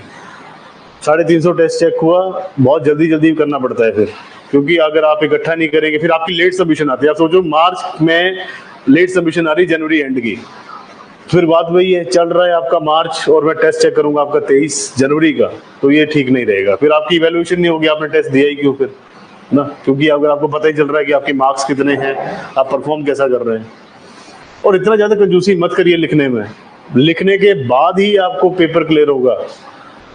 अगर तो आपका एग्जाम हो ना, जैसे नायब तहसीलदार का एग्जाम में 120 क्वेश्चन आए बट टिक किया और जॉब लग गए, वो अलग बात है। बट जब आप इतने नोट्स बना रहे हैं तो आप घर पे जाके कॉपी पेस्ट कर रहे हैं, आप भी यहाँ पे तो लिखते हैं आप टेस्ट तो आप वहीं पे लिखते हैं घर जाके, उसको देख के भी नहीं पूरा कर रहे हैं। कुछ लोगों ने अच्छा लिखा है, नहीं कह रहा कि सभी नहीं, बट मैक्सिमम ऐसे ही हैं, चलते फिरते टेस्ट दिए हुए हैं, मतलब बगा टाली हुई है एक टाइप से। सो ईस्ट अफ्रीका की सबसे बड़ी झीलों में से जो एक झील है जिसका नाम है लेक किवू, ये डीआरसी के वेस्ट में है, रवांडा के ईस्ट में है। तो डीआरसी क्या है? Democratic Republic of Congo. इसके ऊपर प्रीलिम्स में क्वेश्चन पूछा जाता है इसकी लोकेशन के ऊपर, डीआरसी, और इसके ईस्ट में है Rwanda, that is also a country, east African country. तो इन दोनों के बीच में ये लाई करती है, तो ये वेस्ट में है, ये ईस्ट में है, बीच में है lake Kivu. It is Rwanda's largest lake and sixth largest lake in Africa। तो रवांडा की सबसे बड़ी झील है ये, और पूरी अफ्रीका की झीलों में से छठी ऐसी झील है, 6वीं ऐसी झील है जो कि बहुत बड़े आकार की है। It is in Albertine Rift, the western branch of the East African Rift Valley। तो ईस्ट अफ्रीकन रिफ्ट वैली में एक आपकी रिफ्ट है, दैट इज अल्बर्टाइन, उसी के नियर बाय ये आपकी लेक पड़ती है। तो रिफ्ट वैली आपने पढ़ा, ईस्ट अफ्रीकन रिफ्ट वैली हमने बनाया था लेक त्यानगनिका, बट उसमें लेक विक्टोरिया बिल्कुल नहीं है। So Lake Kivu empties into Ruzizi river which flows into the Lake Tanganyika, लिखा है नेक्स्ट। तो ये जो आपकी लेक किवू है, ये अपना पानी रुजुसी एक लेक है, उस रिवर है, उसमें पानी डालती है, और यही रिवर आगे चलकर लेक त्यानगनिका में बहती है। The 10th largest inland island on the planet, Itzville Island, is located on the Kivu Lake। तो दुनिया का 10th लार्जेस्ट जो आपका आइलैंड है, 10वां जो सबसे बड़ा विशालकाय द्वीप है इस पूरे के पूरे प्लैनेट के ऊपर, अर्थ के ऊपर, वो इट्सवी आइलैंड है जो कि लेक किवू के ऊपर सिचुएटेड है। सो ये पूरे के पूरे फैक्ट है रिगार्डिंग लेक किवू।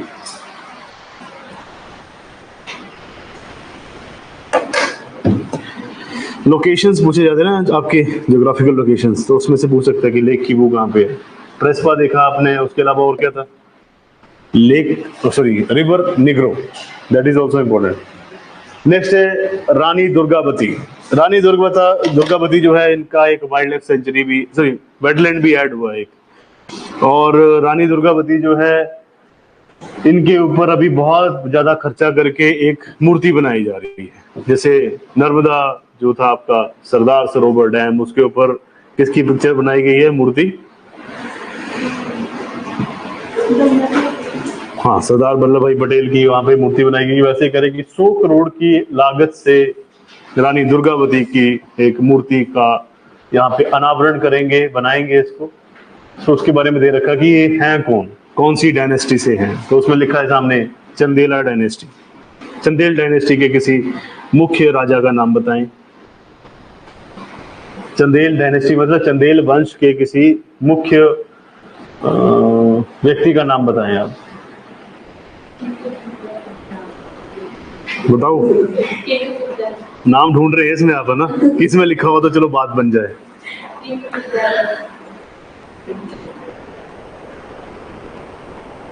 हाँ वही है, वो कैप्साइज का मतलब वही है। मैं वही देख रहा था कि गलत तो नहीं हो गया।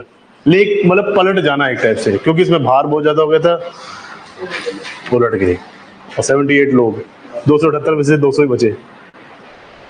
ज्यादा ध्यान नहीं देना है रानी दुर्गावती के ऊपर, बस सिंपल इसको याद रखिए। मध्य प्रदेश की जो कैबिनेट है उन्होंने अभी कहा है कि हम एक पैनल बनाएंगे जिसमें हमने मेमोरियल बनाना है और एक साथ में गार्डन भी बनाना है। तो एक मेमोरियल, इनकी मूर्ति बनाई जाएगी, साथ में एक यहाँ पे उद्यान बनाया जाएगा, गार्डन बनाया जाएगा। टोटल खर्चा 100 करोड़ का है। आपको लगता है ये फिजिबल चीज है? फालतू खर्चा है। जिसको याद रखना वो याद रखेगा।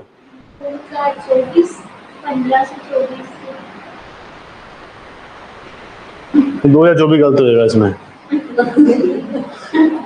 24 तक इतना लंबा थोड़ा चलेगी, ये मिस्टेक है। अब देख लेते रानी दुर्गावती का। 350 सालों से जिंदा है रानी दुर्गावती। 1564 आएगा ये, 40 साल तक। 1564। मध्य प्रदेश की जो राज्य सरकार है उनकी कैबिनेट ने अप्रूव किया है कि वो बहुत जल्दी एक पैनल बनाएंगे जिसमें मेमोरियल प्लस गार्डन बनाया जाएगा। गोंड जो आपकी क्वीन है रानी दुर्गावती, उनके श्रद्धांजलि के लिए। तो ये गोंड डायनेस्टी है, या गोंड आपका जो एक टाइप से ट्राइब है, उसकी ये रानी है। अब Rani Durgavati was the descendant of the famous Chandela dynasty of Mahoba, queen of Gond kingdom of Garha Katanga. और इनका जब जन्म हुआ उसके बारे में दे रखा है। ये बहुत ज्यादा इंपॉर्टेंट है, चंदेल डायनेस्टी के लिए फेमस है, क्योंकि ये इंडियन हिस्ट्री में देखा जाए तो बहुत ही बहादुर किंग विद्याधर थे, who repulsed the attacks of Mahmood Ghaznavi. तो चंदेल डायनेस्टी के एक बहुत ही बहादुर राजा जिनका नाम है विद्याधर, उन्होंने बहुत ज्यादा रिपल्सिव एक्शन किया था महमूद गजनवी के अटैक्स को। महमूद गजनवी जब यहाँ पे अटैक कर रहे थे उनका उन्होंने सामना किया था।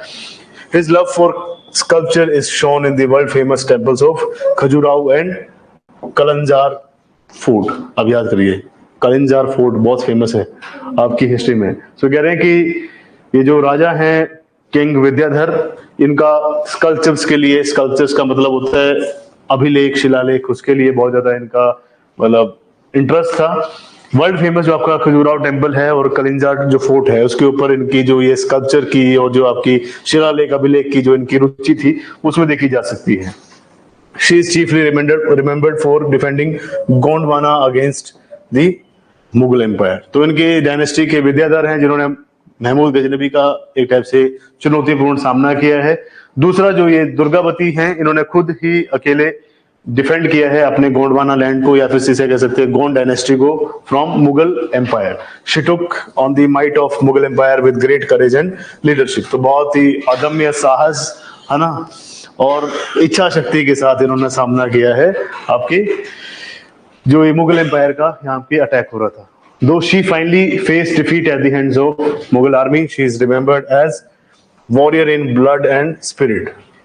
तो रक्त से और अपनी इच्छा शक्ति से इनको जाना जाता है कि इन्होंने बहुत ही करेज के साथ मुगल आर्मी का यहाँ पे सामना किया था। तो इसीलिए इनको रानी लक्ष्मीबाई की तरह याद रखना चाहते हैं मध्य प्रदेश की सरकार। Global framework on chemicals fund. Global framework on chemicals fund. Chemicals के ऊपर, ताकि आप जितने भी केमिकल्स यूज करते हैं वो प्लेनेट को हार्म ना करें। केमिकल्स हमें जरूरी भी हैं, बट वो पानी पी लो पानी। जितने भी आपके केमिकल्स हैं ये आपके पूरे के पूरे प्लेनेट को हार्म ना करें, ना ये वेस्ट बने। राइट, केमिकल्स के बिना काम नहीं चल सकता। फॉर एग्जांपल, अब इनको खांसी हो रही है तो कफ सिरप चाहिए, तो केमिकल से बनेगा कुछ एक चीजों से। आपको पीसीएम चाहिए, आपके डाइज जितने भी है, कलर्स है ना, चाहे हेयर कलर है, चाहे आपके कपड़ों का कलर, पानी पी लो आराम से, जाओ है ना। और साथ साथ में मल्टीपल टाइप्स के पेंट्स देखते हैं, तो वो केमिकल्स आउट नहीं हो सकते लाइफ से, बट उनका एक टाइप से कंट्रोल हो सकता है। Global framework on chemicals fund. Recently, Global Framework on Chemicals Fund launched its first project targeting the safe and sustainable management of chemicals and waste. तो वैश्विक तौर पर एक केमिकल फंड बनाया गया है, रासायनिक वित्त बनाया गया है, जिसमें कह रहे हैं कि इस प्रोजेक्ट को पहले फेज पे शुरू किया जाएगा, जहां पे चाहते हैं कि जितने भी आपके केमिकल्स यूज होते हैं मल्टीपल इंडस्ट्री में, मल्टीपल ऑर्गेनाइजेशंस में, उनको सेफली यूज किया जाए और सस्टेनेबल तरीके से यूज किया जाए। मतलब सुरक्षित तरीके से यूज किया जाए, सतत प्रबंधन होना चाहिए, मतलब इसका वेस्ट मटेरियल नहीं होना चाहिए, ना ही इसका कोई पोल्यूशन क्रिएट होना चाहिए, ना इसका वेस्ट आए ना ही इसका पोल्यूशन हो। About global framework on chemical fund, तो global framework of chemical fund है क्या? सो इसका एस्टेब्लिशमेंट हुआ था जब 5th इंटरनेशनल कॉन्फ्रेंस हुई थी केमिकल मैनेजमेंट की, सितंबर 2023 में, तो रिसेंटली बना है। तो रिसेंटली इंटरनेशनल कॉन्फ्रेंस हुई थी केमिकल मैनेजमेंट की सितंबर 2023 में, तब इसकी स्थापना की गई थी।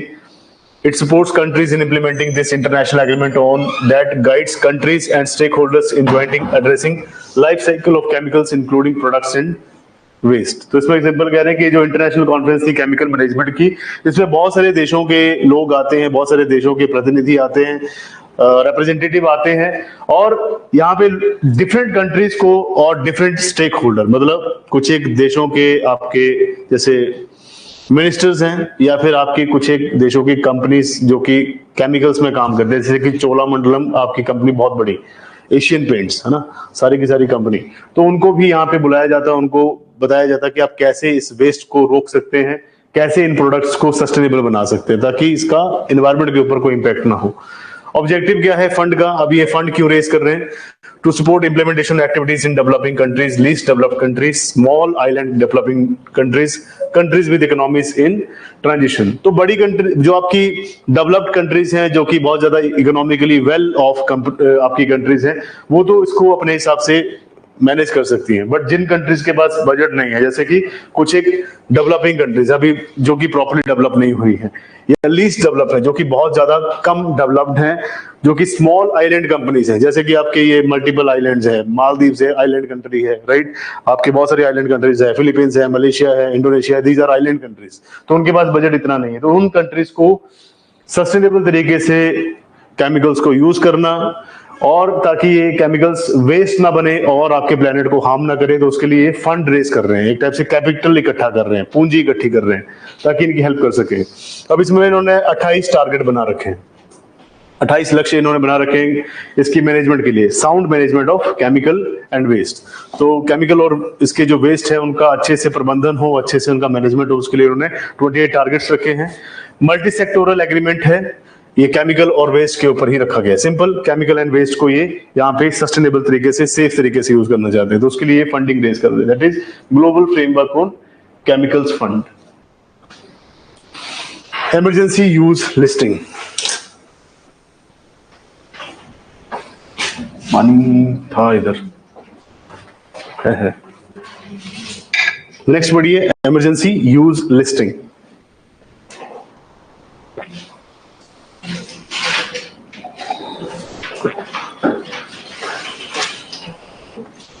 एमपॉक्स वायरस, मंकी वायरस,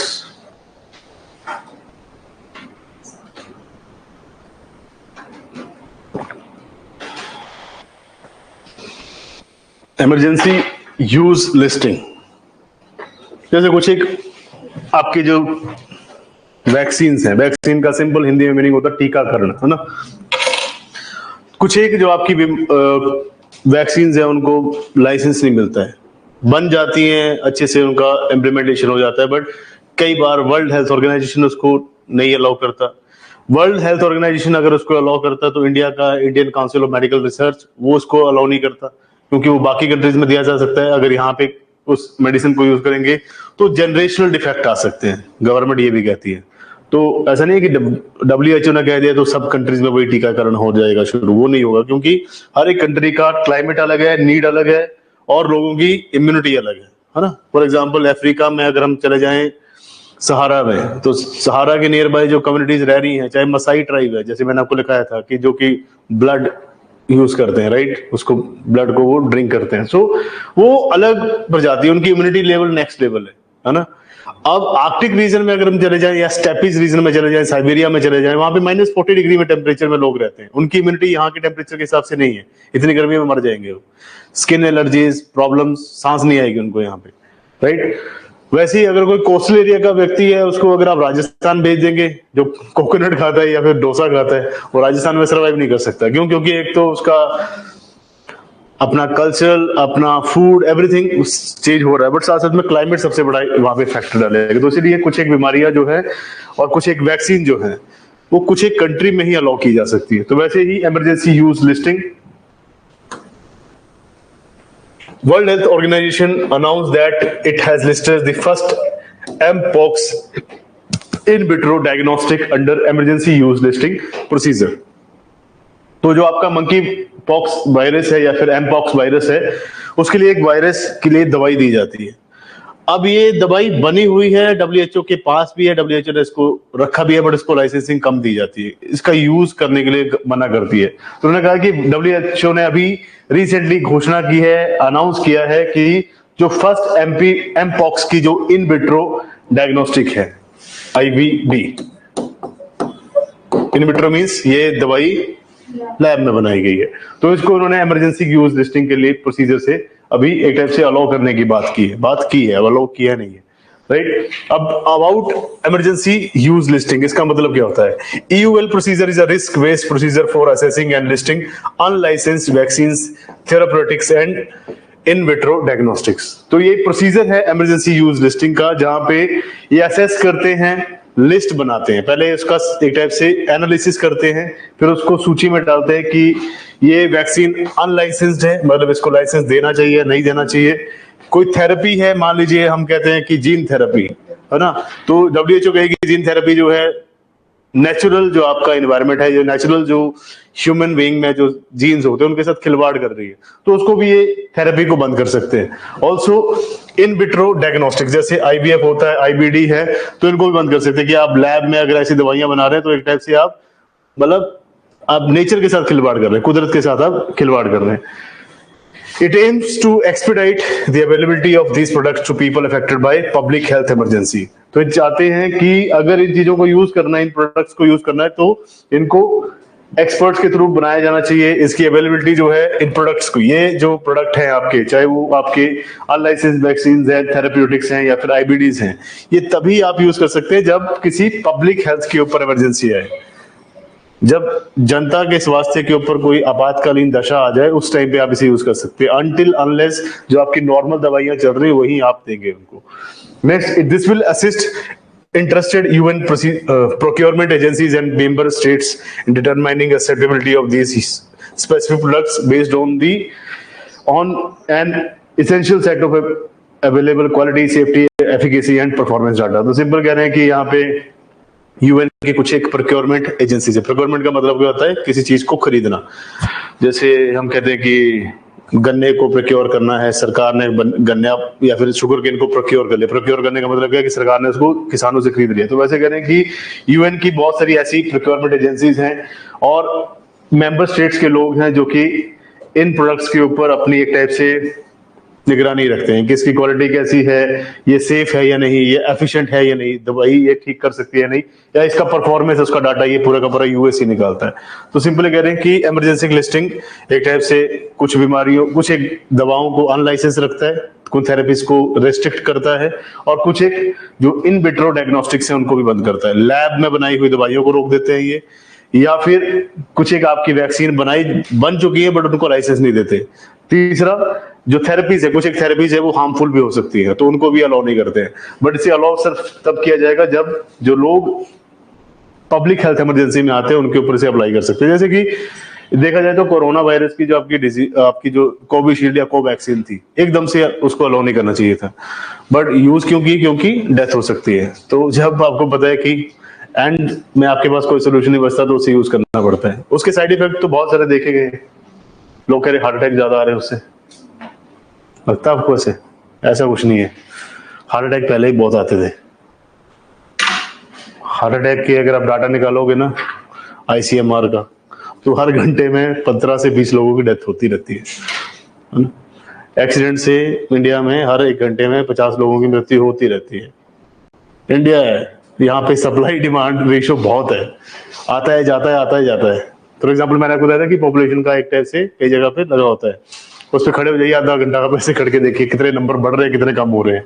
आप देखेंगे नंबर बढ़ता ज्यादा है, कम हमें लगता है कि डेथ बहुत ज्यादा हो रही है। जैसे हम न्यूज सुनते हैं कि 1 घंटे में 50 लोगों की एक्सीडेंट में मृत्यु होती है। अरे 150 पैदा भी होता है, उसका सप्लाई डिमांड रेशो ठीक रहता है, ज्यादा है इसलिए तो पॉपुलेशन ज्यादा है। अगर सोचो पॉपुलेशन बढ़ ना रही हो और डेथ ही होती रही हो तो पॉपुलेशन बहुत नीचे चली जानी चाहिए, एलोकेशन ऑफ रिसोर्सेज ज्यादा हो जाएगा, सबको सरकारी नौकरी मिल जाएगी, है ना। सो ऐसा पॉसिबल नहीं है। यहाँ पे आबादी बहुत तेज रफ्तार से बढ़ रही है। इको सेंसिटिव जोन्स, ये हमने कल देखा था फॉर कुछ था यार, कुछ आपका कोई स्पीसीज था, उसके लिए हमने देखा था कि वहां पे कुछ एक्टिविटीज अलाउड नहीं है, था कोई topic. So what are eco sensitive zones? एक होता है economic sensitive, sorry economic ESZ होता है ना, एक आपका ECZ होता है, क्या कहते हैं उसको ECZ को फुल फॉर्म? नहीं ECZ नहीं होता, वो EEZ होता है, एक्सक्लूसिव इकोनॉमिक जोन। इकोनॉमिक्स में आता है ना एक्सक्लूसिव इकोनॉमिक जोन, इन्वायरमेंट में ही आता है ESZ, इको सेंसिटिव जोन। ये तो इकोनॉमिक एक्सक्लूसिव इकोनॉमिक जोन का सिंपल मीनिंग है जहां पे बहुत सारे आपकी इंडस्ट्री है नियर बाय। अच्छा, मैंने आपको कराया था, ये एक मैप बनाया था, उसमें आपने देखा था कि कैसे कैसे सारे के सारे आपके टॉपिक नाम नहीं याद आ रहा, इन्वायरमेंट में करवाया था मैंने आपको, इन्वायरमेंट में कराया था। हाँ, तो इकोनॉमिक एक होता है एक्सक्लूसिव इकोनॉमिक जोन जहां पे ज्यादा इकोनॉमिक एक्टिविटीज होती है। फॉर एग्जांपल कांडला पोर्ट, तो वो आपका इकोनॉमिक जोन है, एक्सक्लूसिवली वहां पे इकोनॉमिक एक्टिविटीज होंगी, इंपोर्ट एक्सपोर्ट, कुछ चीजों का सेल, किसी चीज का परचेस, वहां पे एक आपका एक IFSCA बनाया गया है, IFSCA बनाया गया है यहाँ पे अहमदाबाद में, नियर टू गांधीनगर। यहाँ पे इसको बोलते हैं इंटरनेशनल फॉरेन, मेरे को नाम नहीं याद आ रहा पूरा। ये एक टाइप से एजेंसी बनाई गई है, भारत में जितने भी आपके फॉरेन ट्रेड की एक्टिविटीज होंगी वो यहीं पे होंगी, क्योंकि ये पूरा का पूरा इंडस्ट्रियलाइज एरिया है। So eco sensitive zones, many leaders of both the ruling BJP and opposition parties in Gujarat have protested against the proposed eco-sensitive zone in the around Gir forest. गिर नेशनल पार्क है आपका, जहां पे Asiatic lion पाया जाता है। तो कह रहे हैं कि यहाँ पे एक इकोनॉमिक सेंसिटिव जोन का जो है एरिया बढ़ाया गया है। सिंपल, ये एक ऐसा एरिया हो जिसके नियर बाय आप कोई कमर्शियल एक्टिविटी नहीं कर सकते। तो इसीलिए ये कह रहे हैं कि यहाँ की जो आपकी सिटिंग गवर्नमेंट है बीजेपी और जो ऑपोजिशन की सरकार है वो दोनों ही उसके खिलाफ आ गई हैं। अब हमें पढ़ना है कि होता क्या है। As per the national wildlife action plan 2002 to 2016 issued by the Union Ministry of Environment, Forest, Climate Change and land within 10 kilometers of the boundaries of the national park and wildlife sanctuary is to be notified as eco-fragile या फिर eco-sensitive। Simple कह रहे हैं कि national wildlife action plan आया था 2002 से लेके 2016 तक।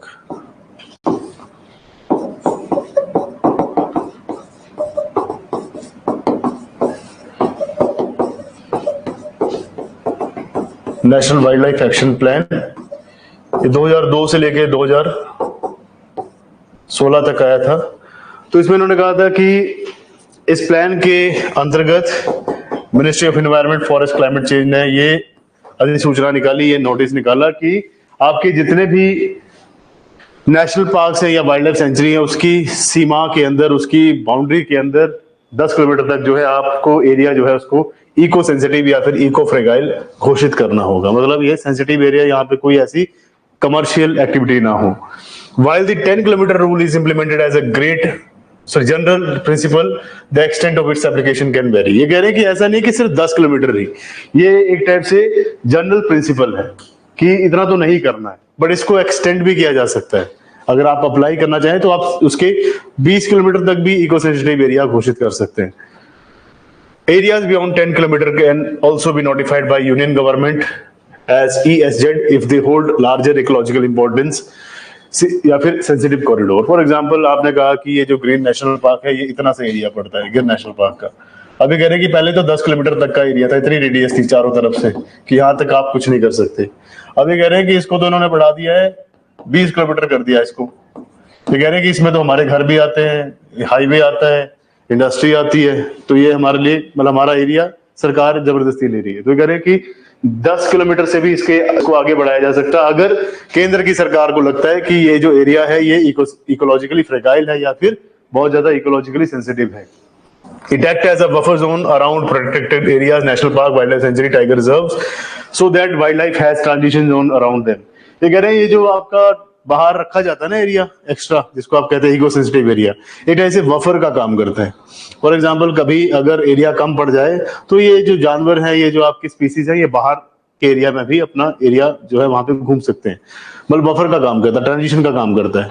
अगर आपने फॉर एग्जाम्पल ये गिर नेशनल पार्क है, बाहर सीधा हाईवे है, हो सकता है कि हाईवे के पोल्यूशन से इस एरिया में बहुत ज्यादा फर्क पड़ जाए, तो इसलिए बीच का एरिया जो है ये ट्रांजिशन एरिया रखा जाता है, सो दैट अगर इंपैक्ट पड़ेगा तो सबसे पहले इस एरिया पे पड़ेगा ना, 10 किलोमीटर के एरिया पे, फिर अंदर की तरफ फर्क पड़ेगा। बट ये कह रहे हैं कि अगर आपने इसको डायरेक्ट कर दिया तो बहुत सारी एक्टिविटीज हो सकती है, ह्यूमन एनिमल कॉन्फ्लिक्ट भी हो सकता है।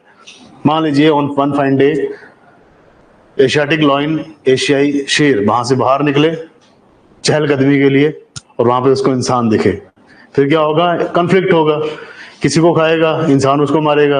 या फिर कई बार ऐसा हो सकता है कि यहाँ से कुछ पॉपुलेशन ऑफ द स्पीसीज वो बाहर निकल जाए तो एक्सीडेंट से डेथ हो जाए। तो इसलिए कहते हैं कि 10 किलोमीटर का एरिया जो है वो यहाँ पे बफर का काम करता है, इनको बचाने का काम करता है। सिग्निफिकेंस क्या है? ये शॉक एब्जॉर्बर्स होते हैं आपके, जो भी आपके ये ESZ हैं, these areas are the shock absorbers. तो एकदम से इनको कोई प्रॉब्लम ना, इसके लिए इनको शॉक एब्जॉर्बर कहा जाता है, प्रोटेक्टेड एरियाज को, ताकि नेगेटिव इंपैक्ट ना पड़े आपके फ्रेगाइल इकोसिस्टम के ऊपर, राइट। तो इसीलिए इसको ESZ को यहाँ पे नोटिफाई किया जाता है। नेक्स्ट है Warna Bapara wild life sanctuary. Zoom in करना है, ऐसे पढ़ लो, ऑनलाइन वाले अगर पढ़ रहे हैं इसको पढ़ लो उतनी देर।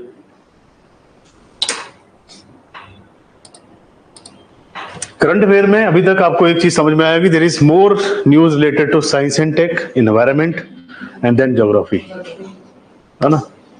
इसलिए ये मेरे पास आ गया है अल्टीमेटली। यहाँ पे आपको हिस्ट्री की न्यूज क्या देखने को मिली? रानी दुर्गावती अभी तक जितना मैं देख पाया हूँ, है ना। इकोनॉमिक्स के भी करंट अफेयर आते हैं, तो ये 3-4 सब्जेक्ट है जिसमें बहुत सारे क्वेश्चन पूछे। ज्योग्राफिकल लोकेशन होगी या इंटरनेशनल रिलेशन, में उसको एक ही मानता हूँ, ज्योग्राफी पर इंटरनेशनल रिलेशन इज सेम, क्योंकि इंटरनेशनल रिलेशन में भी आपको लेक के नियर बाय कौन सी कंट्री पड़ती है ना, तो ज्योग्राफिकल लोकेशन आ गया। एनवायरमेंट में यही आपकी कुछ एक NGT कुछ कह देता है, ministry of environment forest climate कुछ कह देती है। बाकी इसके अलावा जो बचता है ना वो है आपकी स्कीम्स, है ना, जैसे कि जल ही अमृत स्कीम, अमृत स्कीम, मनरेगा स्कीम, तो ये सारी स्कीम्स है इसमें। तो योजनाएं ज्यादा आती है इसमें, और उसके लिए योजना कुरुक्षेत्र ना पढ़े, मैंने पढ़ी है और मैंने पढ़ के देख लिया है, कुछ उसका फायदा नहीं होता है। यहाँ पे इतना ज्यादा फ्रेगाइल इकोसिस्टम नहीं है, जैसे हम कह रहे हैं ना जानवरों का फ्रेगाइल इकोसिस्टम है, इंसानों का भी फ्रेगाइल इकोसिस्टम होता है। और सिटी लाइक दिल्ली, जहाँ पे आप किसी ओल्ड राजेंद्र नगर में बैठे हैं, मुखर्जी नगर में बैठे हैं ना, तो वहां पे एवरीडे कोई ना कोई विद्यार्थी आता है और आपको भ्रमित करके जाता है, असमंजस में डाल के जाता है। कैसे? भाई आपने कुरुक्षेत्र पढ़ी, क्या आर्टिकल आया था। अब सोचते यार मैं क्या करंट अफेयर पढ़ रहा हूँ, तो कुरुक्षेत्र अच्छी है।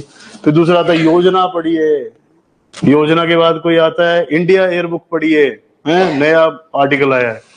फिर नए नए इंस्टीट्यूट की नई नई मैगजीन्स। तो यहाँ पे वैसा कंफ्यूजन नहीं है आपके पास, लिमिटेड सोर्सेज आपको हेल्प करते हैं, मल्टीपल सोर्सेज कंफ्यूज करते हैं और ढेर लगता रहता है। मेरे पास अगर घर पे कभी आप आओ तो एक रद्दी का गोदाम है मेरे पास, और घर वाले कहते हैं इनको बेच दो या तो उनको पढ़ लो, है ना। बट मैं किताबें कभी बेचता नहीं, ना मैं फ्री में बांटता हूँ, मैं रखे रखता हूँ उनको।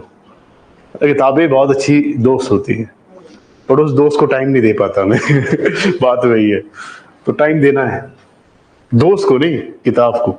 सो नेक्स्ट है Warna Bapara wild life sanctuary. Warna Bapara वन्य जीव अभयारण्य। 2 wild buffalo calves born in Varna Bapra Wildlife Sanctuary in Chhattisgarh have kindled hope for the conservation of the highly endangered animal species in the Chhattisgarh.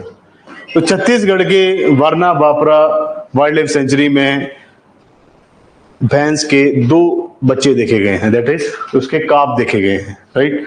और ये कह रहे हैं कि ये जो वाइल्ड बफेलो है ना और इसके जो काव्स हैं, ये उम्मीद लगाकर बैठे हैं कि हम बहुत ज्यादा खतरे से संभावित हैं, हमारा कंजर्वेशन किया जाए, क्योंकि ये स्पीसीज छत्तीसगढ़ की स्टेट एनिमल भी है। छत्तीसगढ़ का state animal is Indian wild buffalo. तो ये एंडेंजर्ड स्पीसीज में आता है। And it is a large species of bovine native to the Indian subcontinent and Southeast Asia. Habitat mainly found in the alluvial grasslands, marshes, swamps and river valleys. तो simply कह रहे हैं कि जो Indian wild buffalo है ये छत्तीसगढ़ राज्य का राज्य पशु भी है। ये बहुत बड़ी प्रजाति है जो कि इंडियन सबकॉन्टिनेंट और साउथ ईस्ट एशिया में नेचुरली पाई जाती है।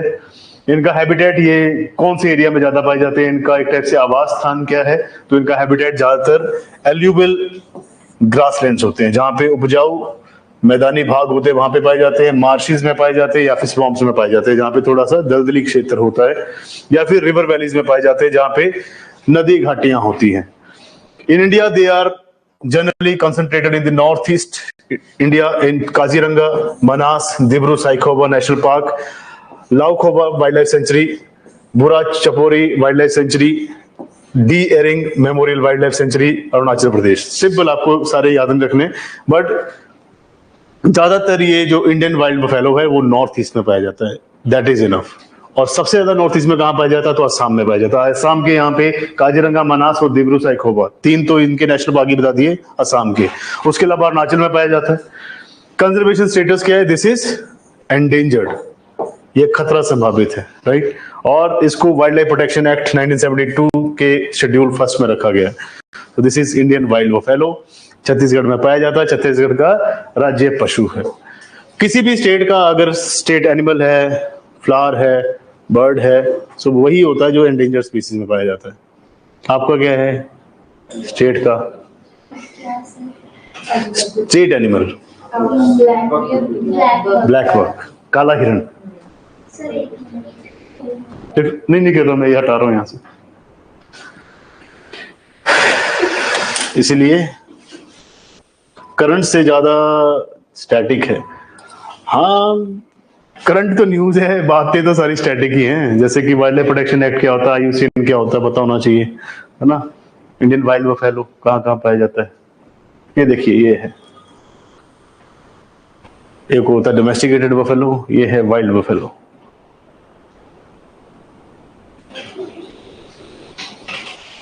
काला हिरण लॉरेंस बिश्नोई है।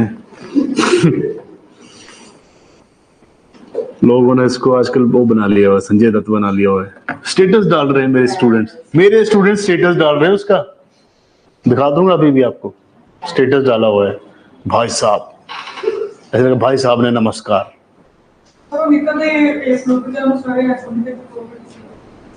ऐसे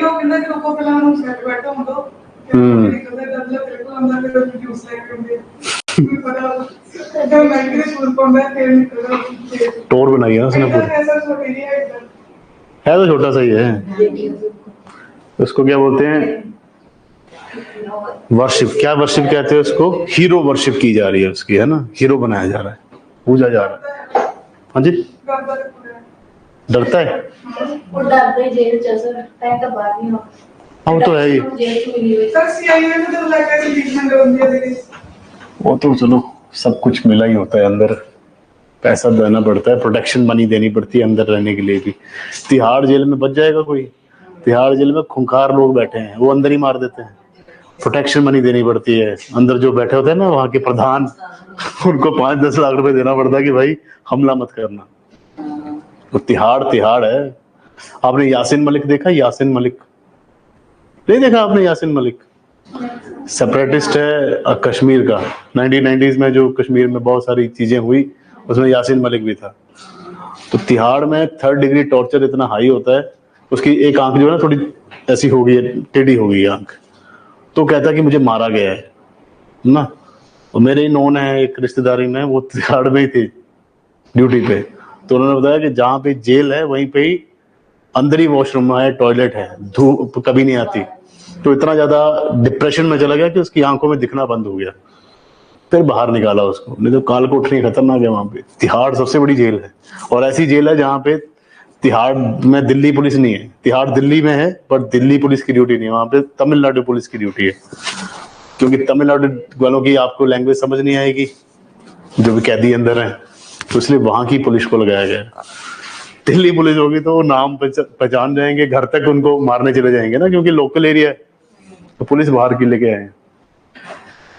टसल रहता है वहां पे जेलर का और वहां की पुलिस का। जेलर की नहीं सुनते पुलिस वाले, कांस्टेबल रहता है खाटो भरे वो तमिलियंस है प्रॉपर। तो रेस्पिरेटरी सिंशियल वायरस इन्फेक्शन ये दे रखा है यहाँ पे। So recently World Health Organization recommended vaccinating pregnant women and administering infants with an antibody to prevent severe respiratory syncytial virus infection in the newborns।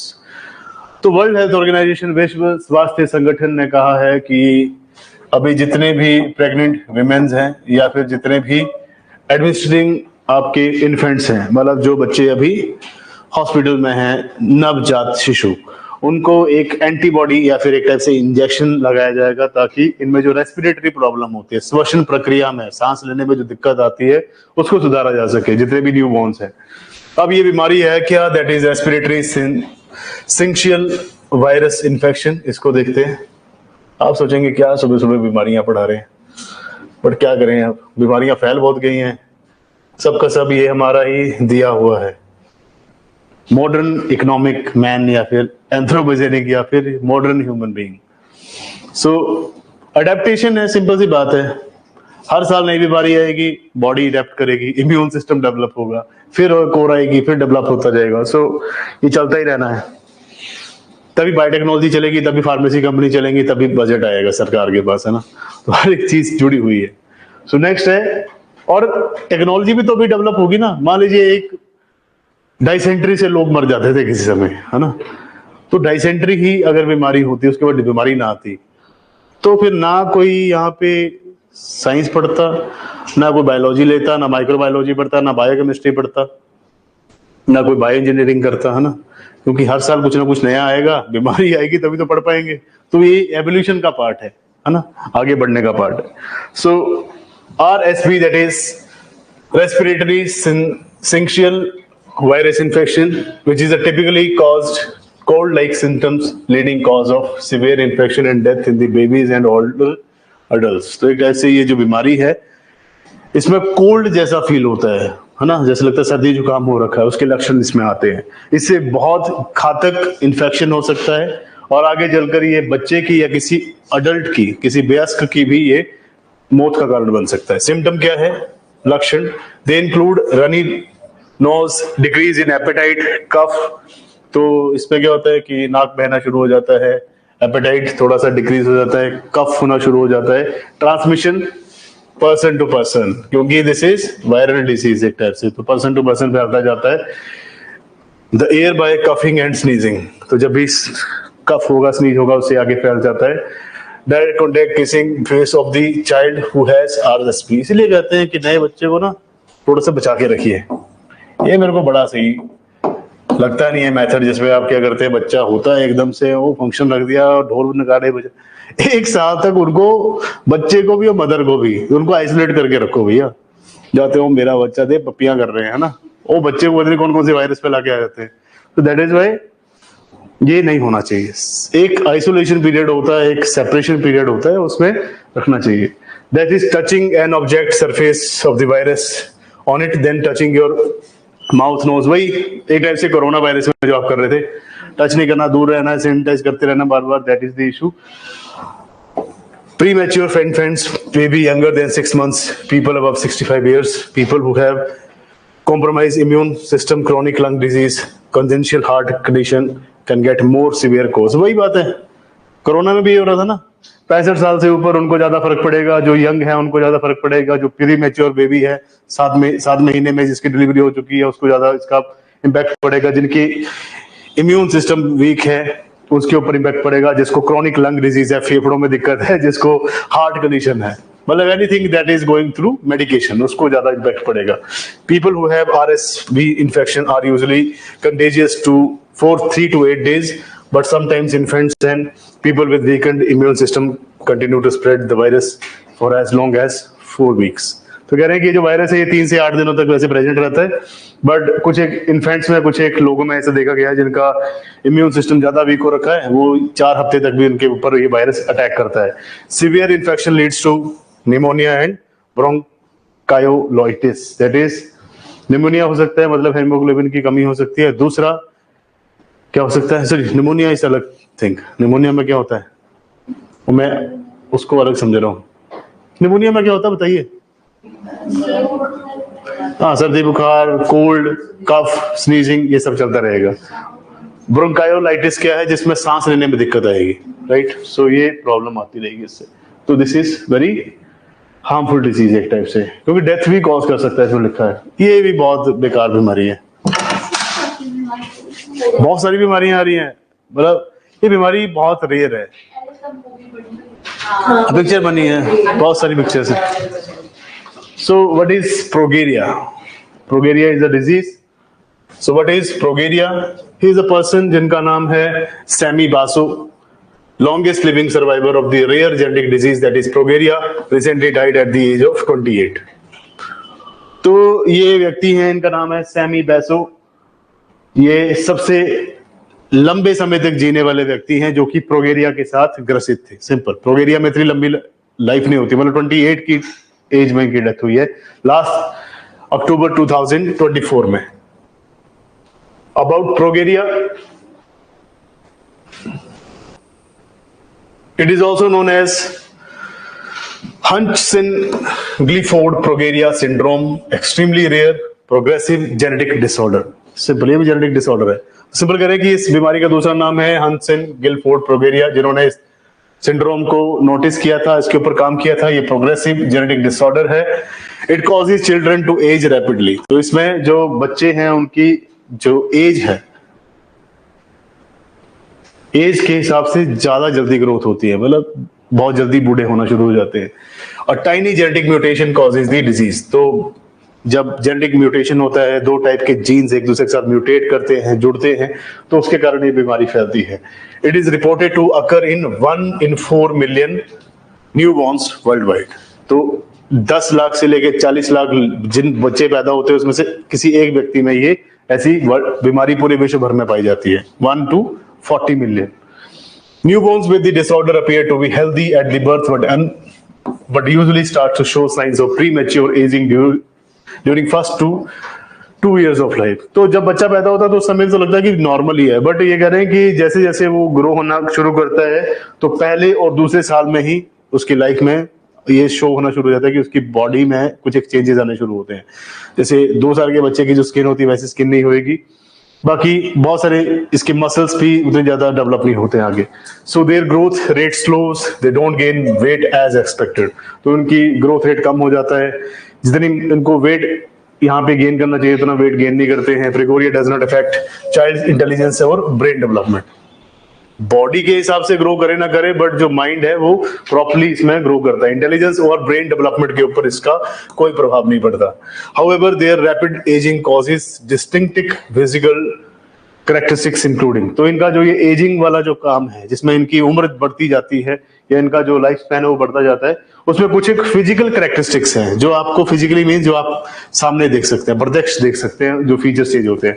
इनका जो सिर है उसके बाल उड़ते जाते हैं, मतलब बाल्ड होते जाते हैं, गंजे होते जाते हैं। नेक्स्ट, इनकी आईज प्रोमिनेंट होती है, थोड़ी ब्रॉड आईज होती है, वो पिक्चर में देख लेंगे आप। नेक्स्ट, इनकी रिंकल्ड स्किन होती है, झुर्रियां पड़ जाती है स्किन के ऊपर। A thin and beaked nose, nose जो है बहुत ज्यादा पतला होता है और बहुत ज्यादा तीखा होता है। Next, disproportionately small face compare to head size. जितना हेड होता है उसके हिसाब से चेहरा छोटा होता है, राइट, फेस कम छोटा होता है। Loss of fat under the skin, तो स्किन के अंदर जो है फैट बहुत कम पाया जाता है। So these are the symptoms या फिर characteristics, physical characteristics of person with progeria. There is no cure for progeria, इसका भी कोई इलाज नहीं है। और हम कहते हैं कि हमने बहुत ज्यादा फतेह कर लिया है, दिल्ली फतेह कर लिया है, यूएस फतेह कर लिया है ना, यूएन फतेह कर लिया, WHO बना लिया, बट इसका कोई इलाज नहीं है। और मुझे ये बड़ा अजीब लगता है कि जो बहुत ही रेयर डिजीज है उनके ऊपर ही नहीं काम कर पाए हम, और अपने आप को शाना समझते हैं कि हमने तो कोवैक्सीन बना लिया। कौन सी बीमारी, कौन सी कोरोना की सबसे पहले कौन सी बनाई थी इन्होंने, रशिया वालों ने? रेमडेसिविर, क्या नाम था उसका, कुछ बनाई थी इन्होंने, रेमडेसिविर समथिंग नाम था उसका। A drug called lonafarnib has shown to slow down the progression of the disease। एक दवाई है जिसका नाम है लोनाफार्निब। ऐसे कहते हैं कि इस दवाई को खाने से जो ये चेंजेस होते हैं वो कम हो जाते हैं। इनका बाल्ड है फेस, आईज ब्रॉड है, सिर के हिसाब से फेस इतना ज्यादा नहीं है, स्किन आप देख सकते हैं बहुत कम है। So this is the condition. Nose भी देख सकते हैं, बिल्कुल पतला नोज है एंड बीक्ड है, मीन थोड़ा सा तीखा है। So this is progeria. English Channel, थोड़ा इमोशनल हो गया था उसको देख के मैं, तो इसलिए चेंज कर दिया मैंने, क्योंकि ऐसा नहीं होना चाहिए। अल्टीमेटली उसका क्या दोष है इसमें, है ना, 28 की एज में डेथ होगी। बहुत शार्प होता माइंड इनका। The person having no eyes या फिर ब्लाइंडनेस, उनका सेंस देखिए कभी, पाँव की आवाज से पता लगा लेगा, नाम ले लेगा कौन है ना। फॉर एग्जाम्पल एक था हमारे उधर यूनिवर्सिटी में, पीयू में, तो वो हारमोनियम तबला भाई साहब उसके बराबर बजा ही नहीं सकता कोई, और जिसके साथ दोस्ती हो जाए उसके पाँव की आवाज समझ जाता था वो, चाहे चप्पल डाली नंगे पाँव हो चाहे आप जूतों में हो, और नाम लेके बुला लेगा कि बैठो। पता नहीं स्मेल आ जाती थी या सेंसिटिव, उनके जो एक टाइप से सेंसिटिव जो आपके मोटर न्यूरॉन्स हैं वो ज्यादा फास्ट काम करते हैं। आर्टिस्टिक लोग होते हैं ये। एक है शिबू जी, शिबू जी कभी देखिए आप। एक है जमुना नाम से है इनका, म्यूजिक कंपनी है जमुना, हारमोनियम बनाते हैं, वहां पे बैठते शिबू जी। कवाली सुनिए कभी उनकी, इंस्टाग्राम पे भी पेज है, सेक्टर 28D में है शॉप, वहां बैठते शिबू जी। तो शिबू जी के बराबर मैं कहता हूँ कोई गा ही नहीं सकता, बेस्ट सिंगर। और जब भी कोई उस शॉप पे आता है तो जो भी इंस्ट्रूमेंट पकड़ा दो, गिटार है, हारमोनियम है, कुछ भी, या फिर आपका ड्रम है, बजा लेगा। हर एक वाद्य यंत्र उनको बजाना आता है, तो वो पहले टेस्ट करके देते हैं। उनका वहां पे शॉप पे काम ये है कि टेस्ट करके दे रहे हैं। जैसे मुरली तो पहले बजा के दिखाएंगे आपको, फ्लूट बजा के दिखाएंगे, फिर आप लेंगे ना तभी कि चलती है, प्रॉपर है, अच्छा है। तो वो टेस्ट करके देते हैं, टेस्टिंग का काम उनका है। इंग्लिश चैनल, और अच्छी बात है उन्होंने उनको काम दिया है, क्योंकि ऐसे लोगों को बहुत कम काम मिलता है। Next is English channel.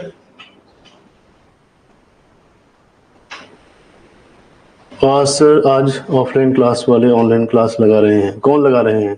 मेरे पास तो सारे ऑनलाइन बैठे, ऑफलाइन ही बैठे। मनीषा आपका मैंने टेस्ट देखा है, आपने भी डायग्राम बीच में मिस की है। अब तो मेरे को नाम याद है, खुशप्रीत ने अच्छे लिखे हैं क्वेश्चंस। एक हरप्रीत है कोई, हरप्रीत कौर, बहुत अच्छे लिखा है।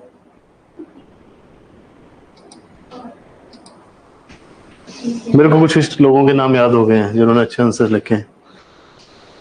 एक नेहा है, नेहा कौन है? नेहा आपके इधर मेरी ऑनलाइन ही होगी, उसने भी अच्छा लिखा है।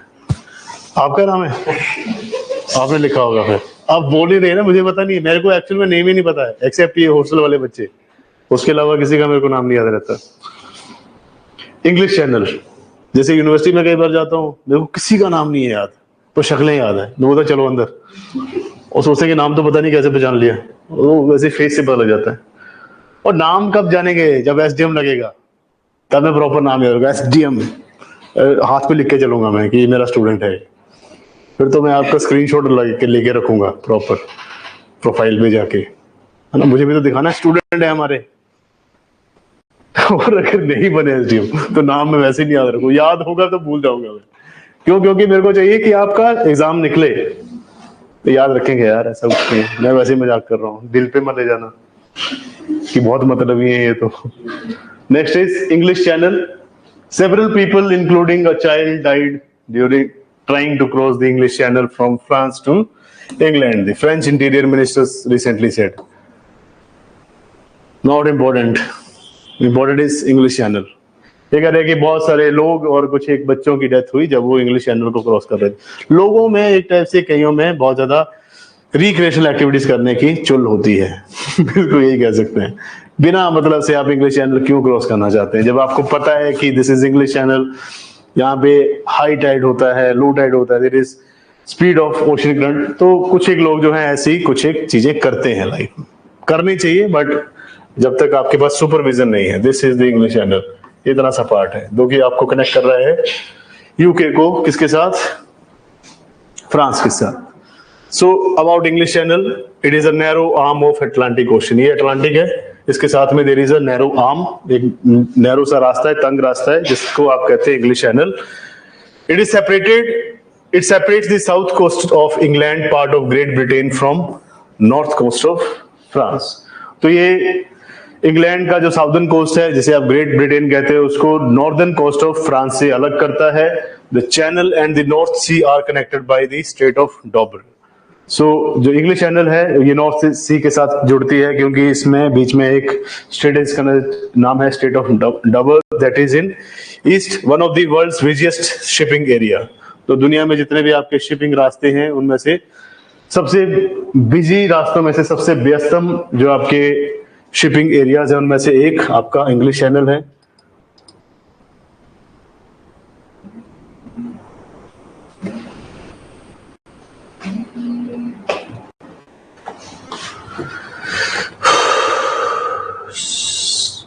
अशरामपाल, अच्छे आंसर्स हैं आपके, गुड। बेअंत कौर, आपका बीच में देखिए मैंने 2-3 टेस्ट लिखे, आपने टोटल 9 टेस्ट थे, 2 ही लिखे हैं। रिजल्ट अपलोड करने हैं मैम, अभी कर देंगे। नाम याद हो गए मुझे। अशरामपाल ने सारे टेस्ट लिखे, अमनदीप ने सारे टेस्ट लिखे हैं, बेअंत कौर ने 2-3 ही टेस्ट लिखे हैं। तो दुनिया के सबसे ज्यादा व्यस्तम रास्तों में से एक रास्ता है ये, साउदर्न इंग्लैंड और यूके दैट इज फ्रांस को जोड़ता है। It accounts for 20% of the global maritime trade and connects Atlantic Ocean to North Sea. तो दुनिया भर में जितना भी पूरा पर व्यापार होता है, ट्रेड होता है, उसमें से 20% इसी रास्ते से होता है, इसी समुद्री मार्ग से होता है, और अटलांटिक ओशन को ये नॉर्थ सी के साथ जोड़ता है। आगे चलो, हो गया, इतना ही है इसके बारे में। नेक्स्ट इज फतह। फतह is a ballistic missile, hypersonic medium range, मध्यम दूरी की हाइपरसोनिक मिसाइल जिसका नाम है फतह। तो इसके बारे में देखते हैं, छोटा सा पार्ट है। Iran recently fired more than 180 ballistic missiles including its hypersonic medium range Fattah 2 in a major offensive aimed at overwhelming Israel's air defence. कह रहे हैं कि ईरान ने लगभग 180 बैलिस्टिक मिसाइल से अटैक किया है, किसके ऊपर, इजराइल के ऊपर, जिसमें से इन्होंने हाइपरसोनिक आपकी जो मीडियम रेंज की फतह 2 मिसाइल है उसको भी लॉन्च कर दिया। हाइपरसोनिक की स्पीड थोड़ी ज्यादा होती है ना, आप देखेंगे इसमें लिख रखा है, जिसकी speed velocity is 15 Mach, that is 15 times the speed of this sound. 18,522 kilometre प्रति घंटा की स्पीड से चलती है ये हाइपरसोनिक। तो बहुत बड़ा अटैक कर दिया उन्होंने, इसलिए न्यूज में आ गया। सो फतह क्या है, इट मींस कंकरर ऑफ फारसी, है ना, कंकरर ऑफ फारसी, फारसी का विजेता। जितना भी आपका जो जैसे कहते हैं पर्शिया का सबसे बड़ा विजेता, एक टाइप से वो नाम रखा इन्होंने, कंकरर। और ये हाइपरसोनिक बैलिस्टिक मिसाइल है। It was developed by Iran, Iran ने इसको बनाया है। New version of its domestically made hypersonic ballistic missile named फतह। तो ये इन्होंने इंडिजिनस मीन स्वदेशी रूप से अपने ही देश में बनाई है फतह मिसाइल, जो कि हाइपरसोनिक मिसाइल है। This is precision guided 2 stage missile. Precision guided means proper सटीक, जहां पे आप इसके अटैक करना चाहते हैं उसी एरिया में अटैक करेगी प्रिसीजन से, मतलब without any fault, without any mistake. और ये टारगेट को हिट करेगा 1500 kilometre within a velocity of Mach 15। तो अगर इस मिसाइल को मान लीजिए आप जलंधर से लॉन्च कर रहे हैं लाहौर की तरफ, तो लगभग ये कितनी स्पीड से जाएगा, 18,522 किलोमीटर प्रति घंटा की इसकी स्पीड है मैक्सिमम। तो ये बहुत फास्ट जाती है, जहां पे भी अटैक करेगी उसके 1500 किलोमीटर तक इसका प्रभाव देखने को मिलेगा। तो ये बहुत ज्यादा हार्मफुल मिसाइल है एक टाइप से। ये है दैट इज फतह मिसाइल ऑफ ईरान। उन्होंने इजराइल के एयर डिफेंस को डिस्ट्रॉय करने के लिए, इजराइल में भी हवाई सुरक्षा के लिए, जैसे हमने देखा एयर डिफेंस सिस्टम हमारा very short range air defence system हमने बनाया है, आकाश तीर हमने बनाया है, एंटी शिप एयर डिफेंस, वैसे ही ये चाहते हैं कि इजराइल का जो एयर डिफेंस है उसको डिस्ट्रॉय करना, उसके लिए उन्होंने इस फतह 2 मिसाइल को लॉन्च किया है। दिस इज हाइपरसोनिक मिसाइल और मीडियम रेंज की है, हाई रेंज की हो तो सोचिए कहां जाएगी। सब लिखे हैं आपने बेअंत, मेरे को तो आपके 2-3 ही देखने को मिले हैं, क्रॉस चेक कर लेंगे। नेक्स्ट आइए आप, कितना टाइम हो गया? 150। अरे वाह, मेरे तो इंटरेस्ट ही बन गया करंट अफेयर में, टाइम ही नहीं पता लग रहा। इंडियन वाइल्ड एस, अब मुझे आपने मीनिंग बताना, एक होता डंकी, एक होता एस, क्या फर्क है दोनों में? खच्चर सर। एक खच्चर एक गधा। सही, जैसे कई बार डायलॉग मार देना कि यहाँ पे घोड़े खच्चर गधे सब एक बराबर है ना? जहां पे मतलब आपको इंपॉर्टेंस मिलनी चाहिए वहां इंपॉर्टेंस नहीं मिल रही है, जितना आप काम कर रहे हैं उतना आपको आउटपुट नहीं मिल रहा। अरे दीज आर मुहावरास, है ना, जैसे आप कहते हैं phrases and idioms and phrases use किए जाते हैं एवरीडे लाइफ में, और ये यहाँ गधे घोड़े खच्चर सब एक बराबर है, ये एक्चुअल में हिंदी मुहावरा है, right? So Indian wild ass, the population of wild asses in Gujarat has been estimated at 7,672 as per 10th wild ass population estimate conducted by the Gujarat government earlier this year। तो Gujarat government ने अभी इनका एक proper numbering की थी कि कितने ज्यादा यहाँ पे इंडियन वाइल्ड एस पाए जाते हैं, तो लगभग 7672 यहाँ पे पाए जाते हैं गुजरात गवर्नमेंट के अकॉर्डिंग। अब है कि ये species, it is a sub species of Indian wild ass locally called खुर in गुजरात रीजन, तो इनको लोकल लैंग्वेज में खुर कहा जाता है। It possesses remarkable characteristics such as its ability to survive in the extreme conditions of Gujarat wildlife sanctuary, मतलब बहुत ज्यादा हाई हीट में भी ये सर्वाइव कर सकते हैं। Distribution, they are widespread in the arid region, arid मतलब जहां पे ड्राई एरिया वहां पे भी ये रह सकते हैं। North western part of India, Pakistan westward through much of Central Asia and limited to Little Run of Kutch। तो बहुत कम आबादी लिटिल रन ऑफ कच्छ में पाई जाती है, ज्यादातर फैले होते हैं उत्तर पश्चिमी भारत में, पाकिस्तान में, या वेस्टर्न साइड जो आपका दैट इज मध्य एशिया वहां पे पाए जाते हैं, और लिटिल रन ऑफ कच्छ में ये लिमिटेड है, बहुत कम इनकी नंबर पाया जाता है। हैबिटेट क्या है? ज्यादातर ये मैदानी भाग में पाए जाते हैं या फिर डेजर्ट एरिया में पाए जाते हैं।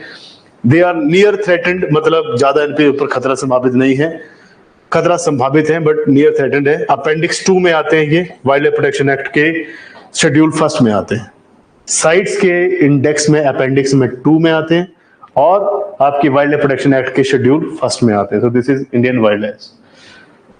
एक स्लाइड और देखेंगे प्लीज, क्योंकि स्लाइड्स ज्यादा बना रखी है, टाइम कम लग रहा है इसमें, ठीक है। नेक्स्ट, इसको बाद में ही करते हैं, लंबा जाएगा। माइक्रो आरएनए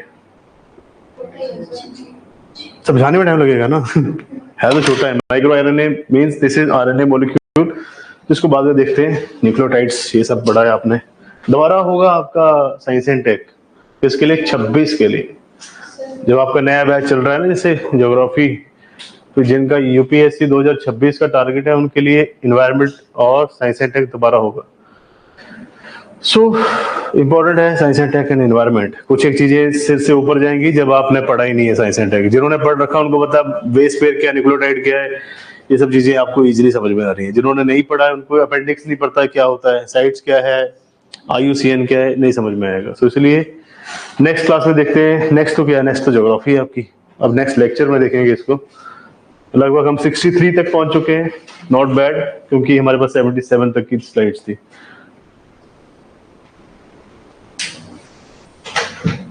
नेक्स्ट क्लास है ज्योग्राफी की 230 पे, है ना? 230 पे ही है।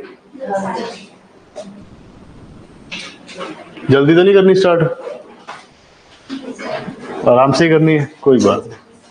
16 स्टूडेंट आप भी ब्रेक लीजिए।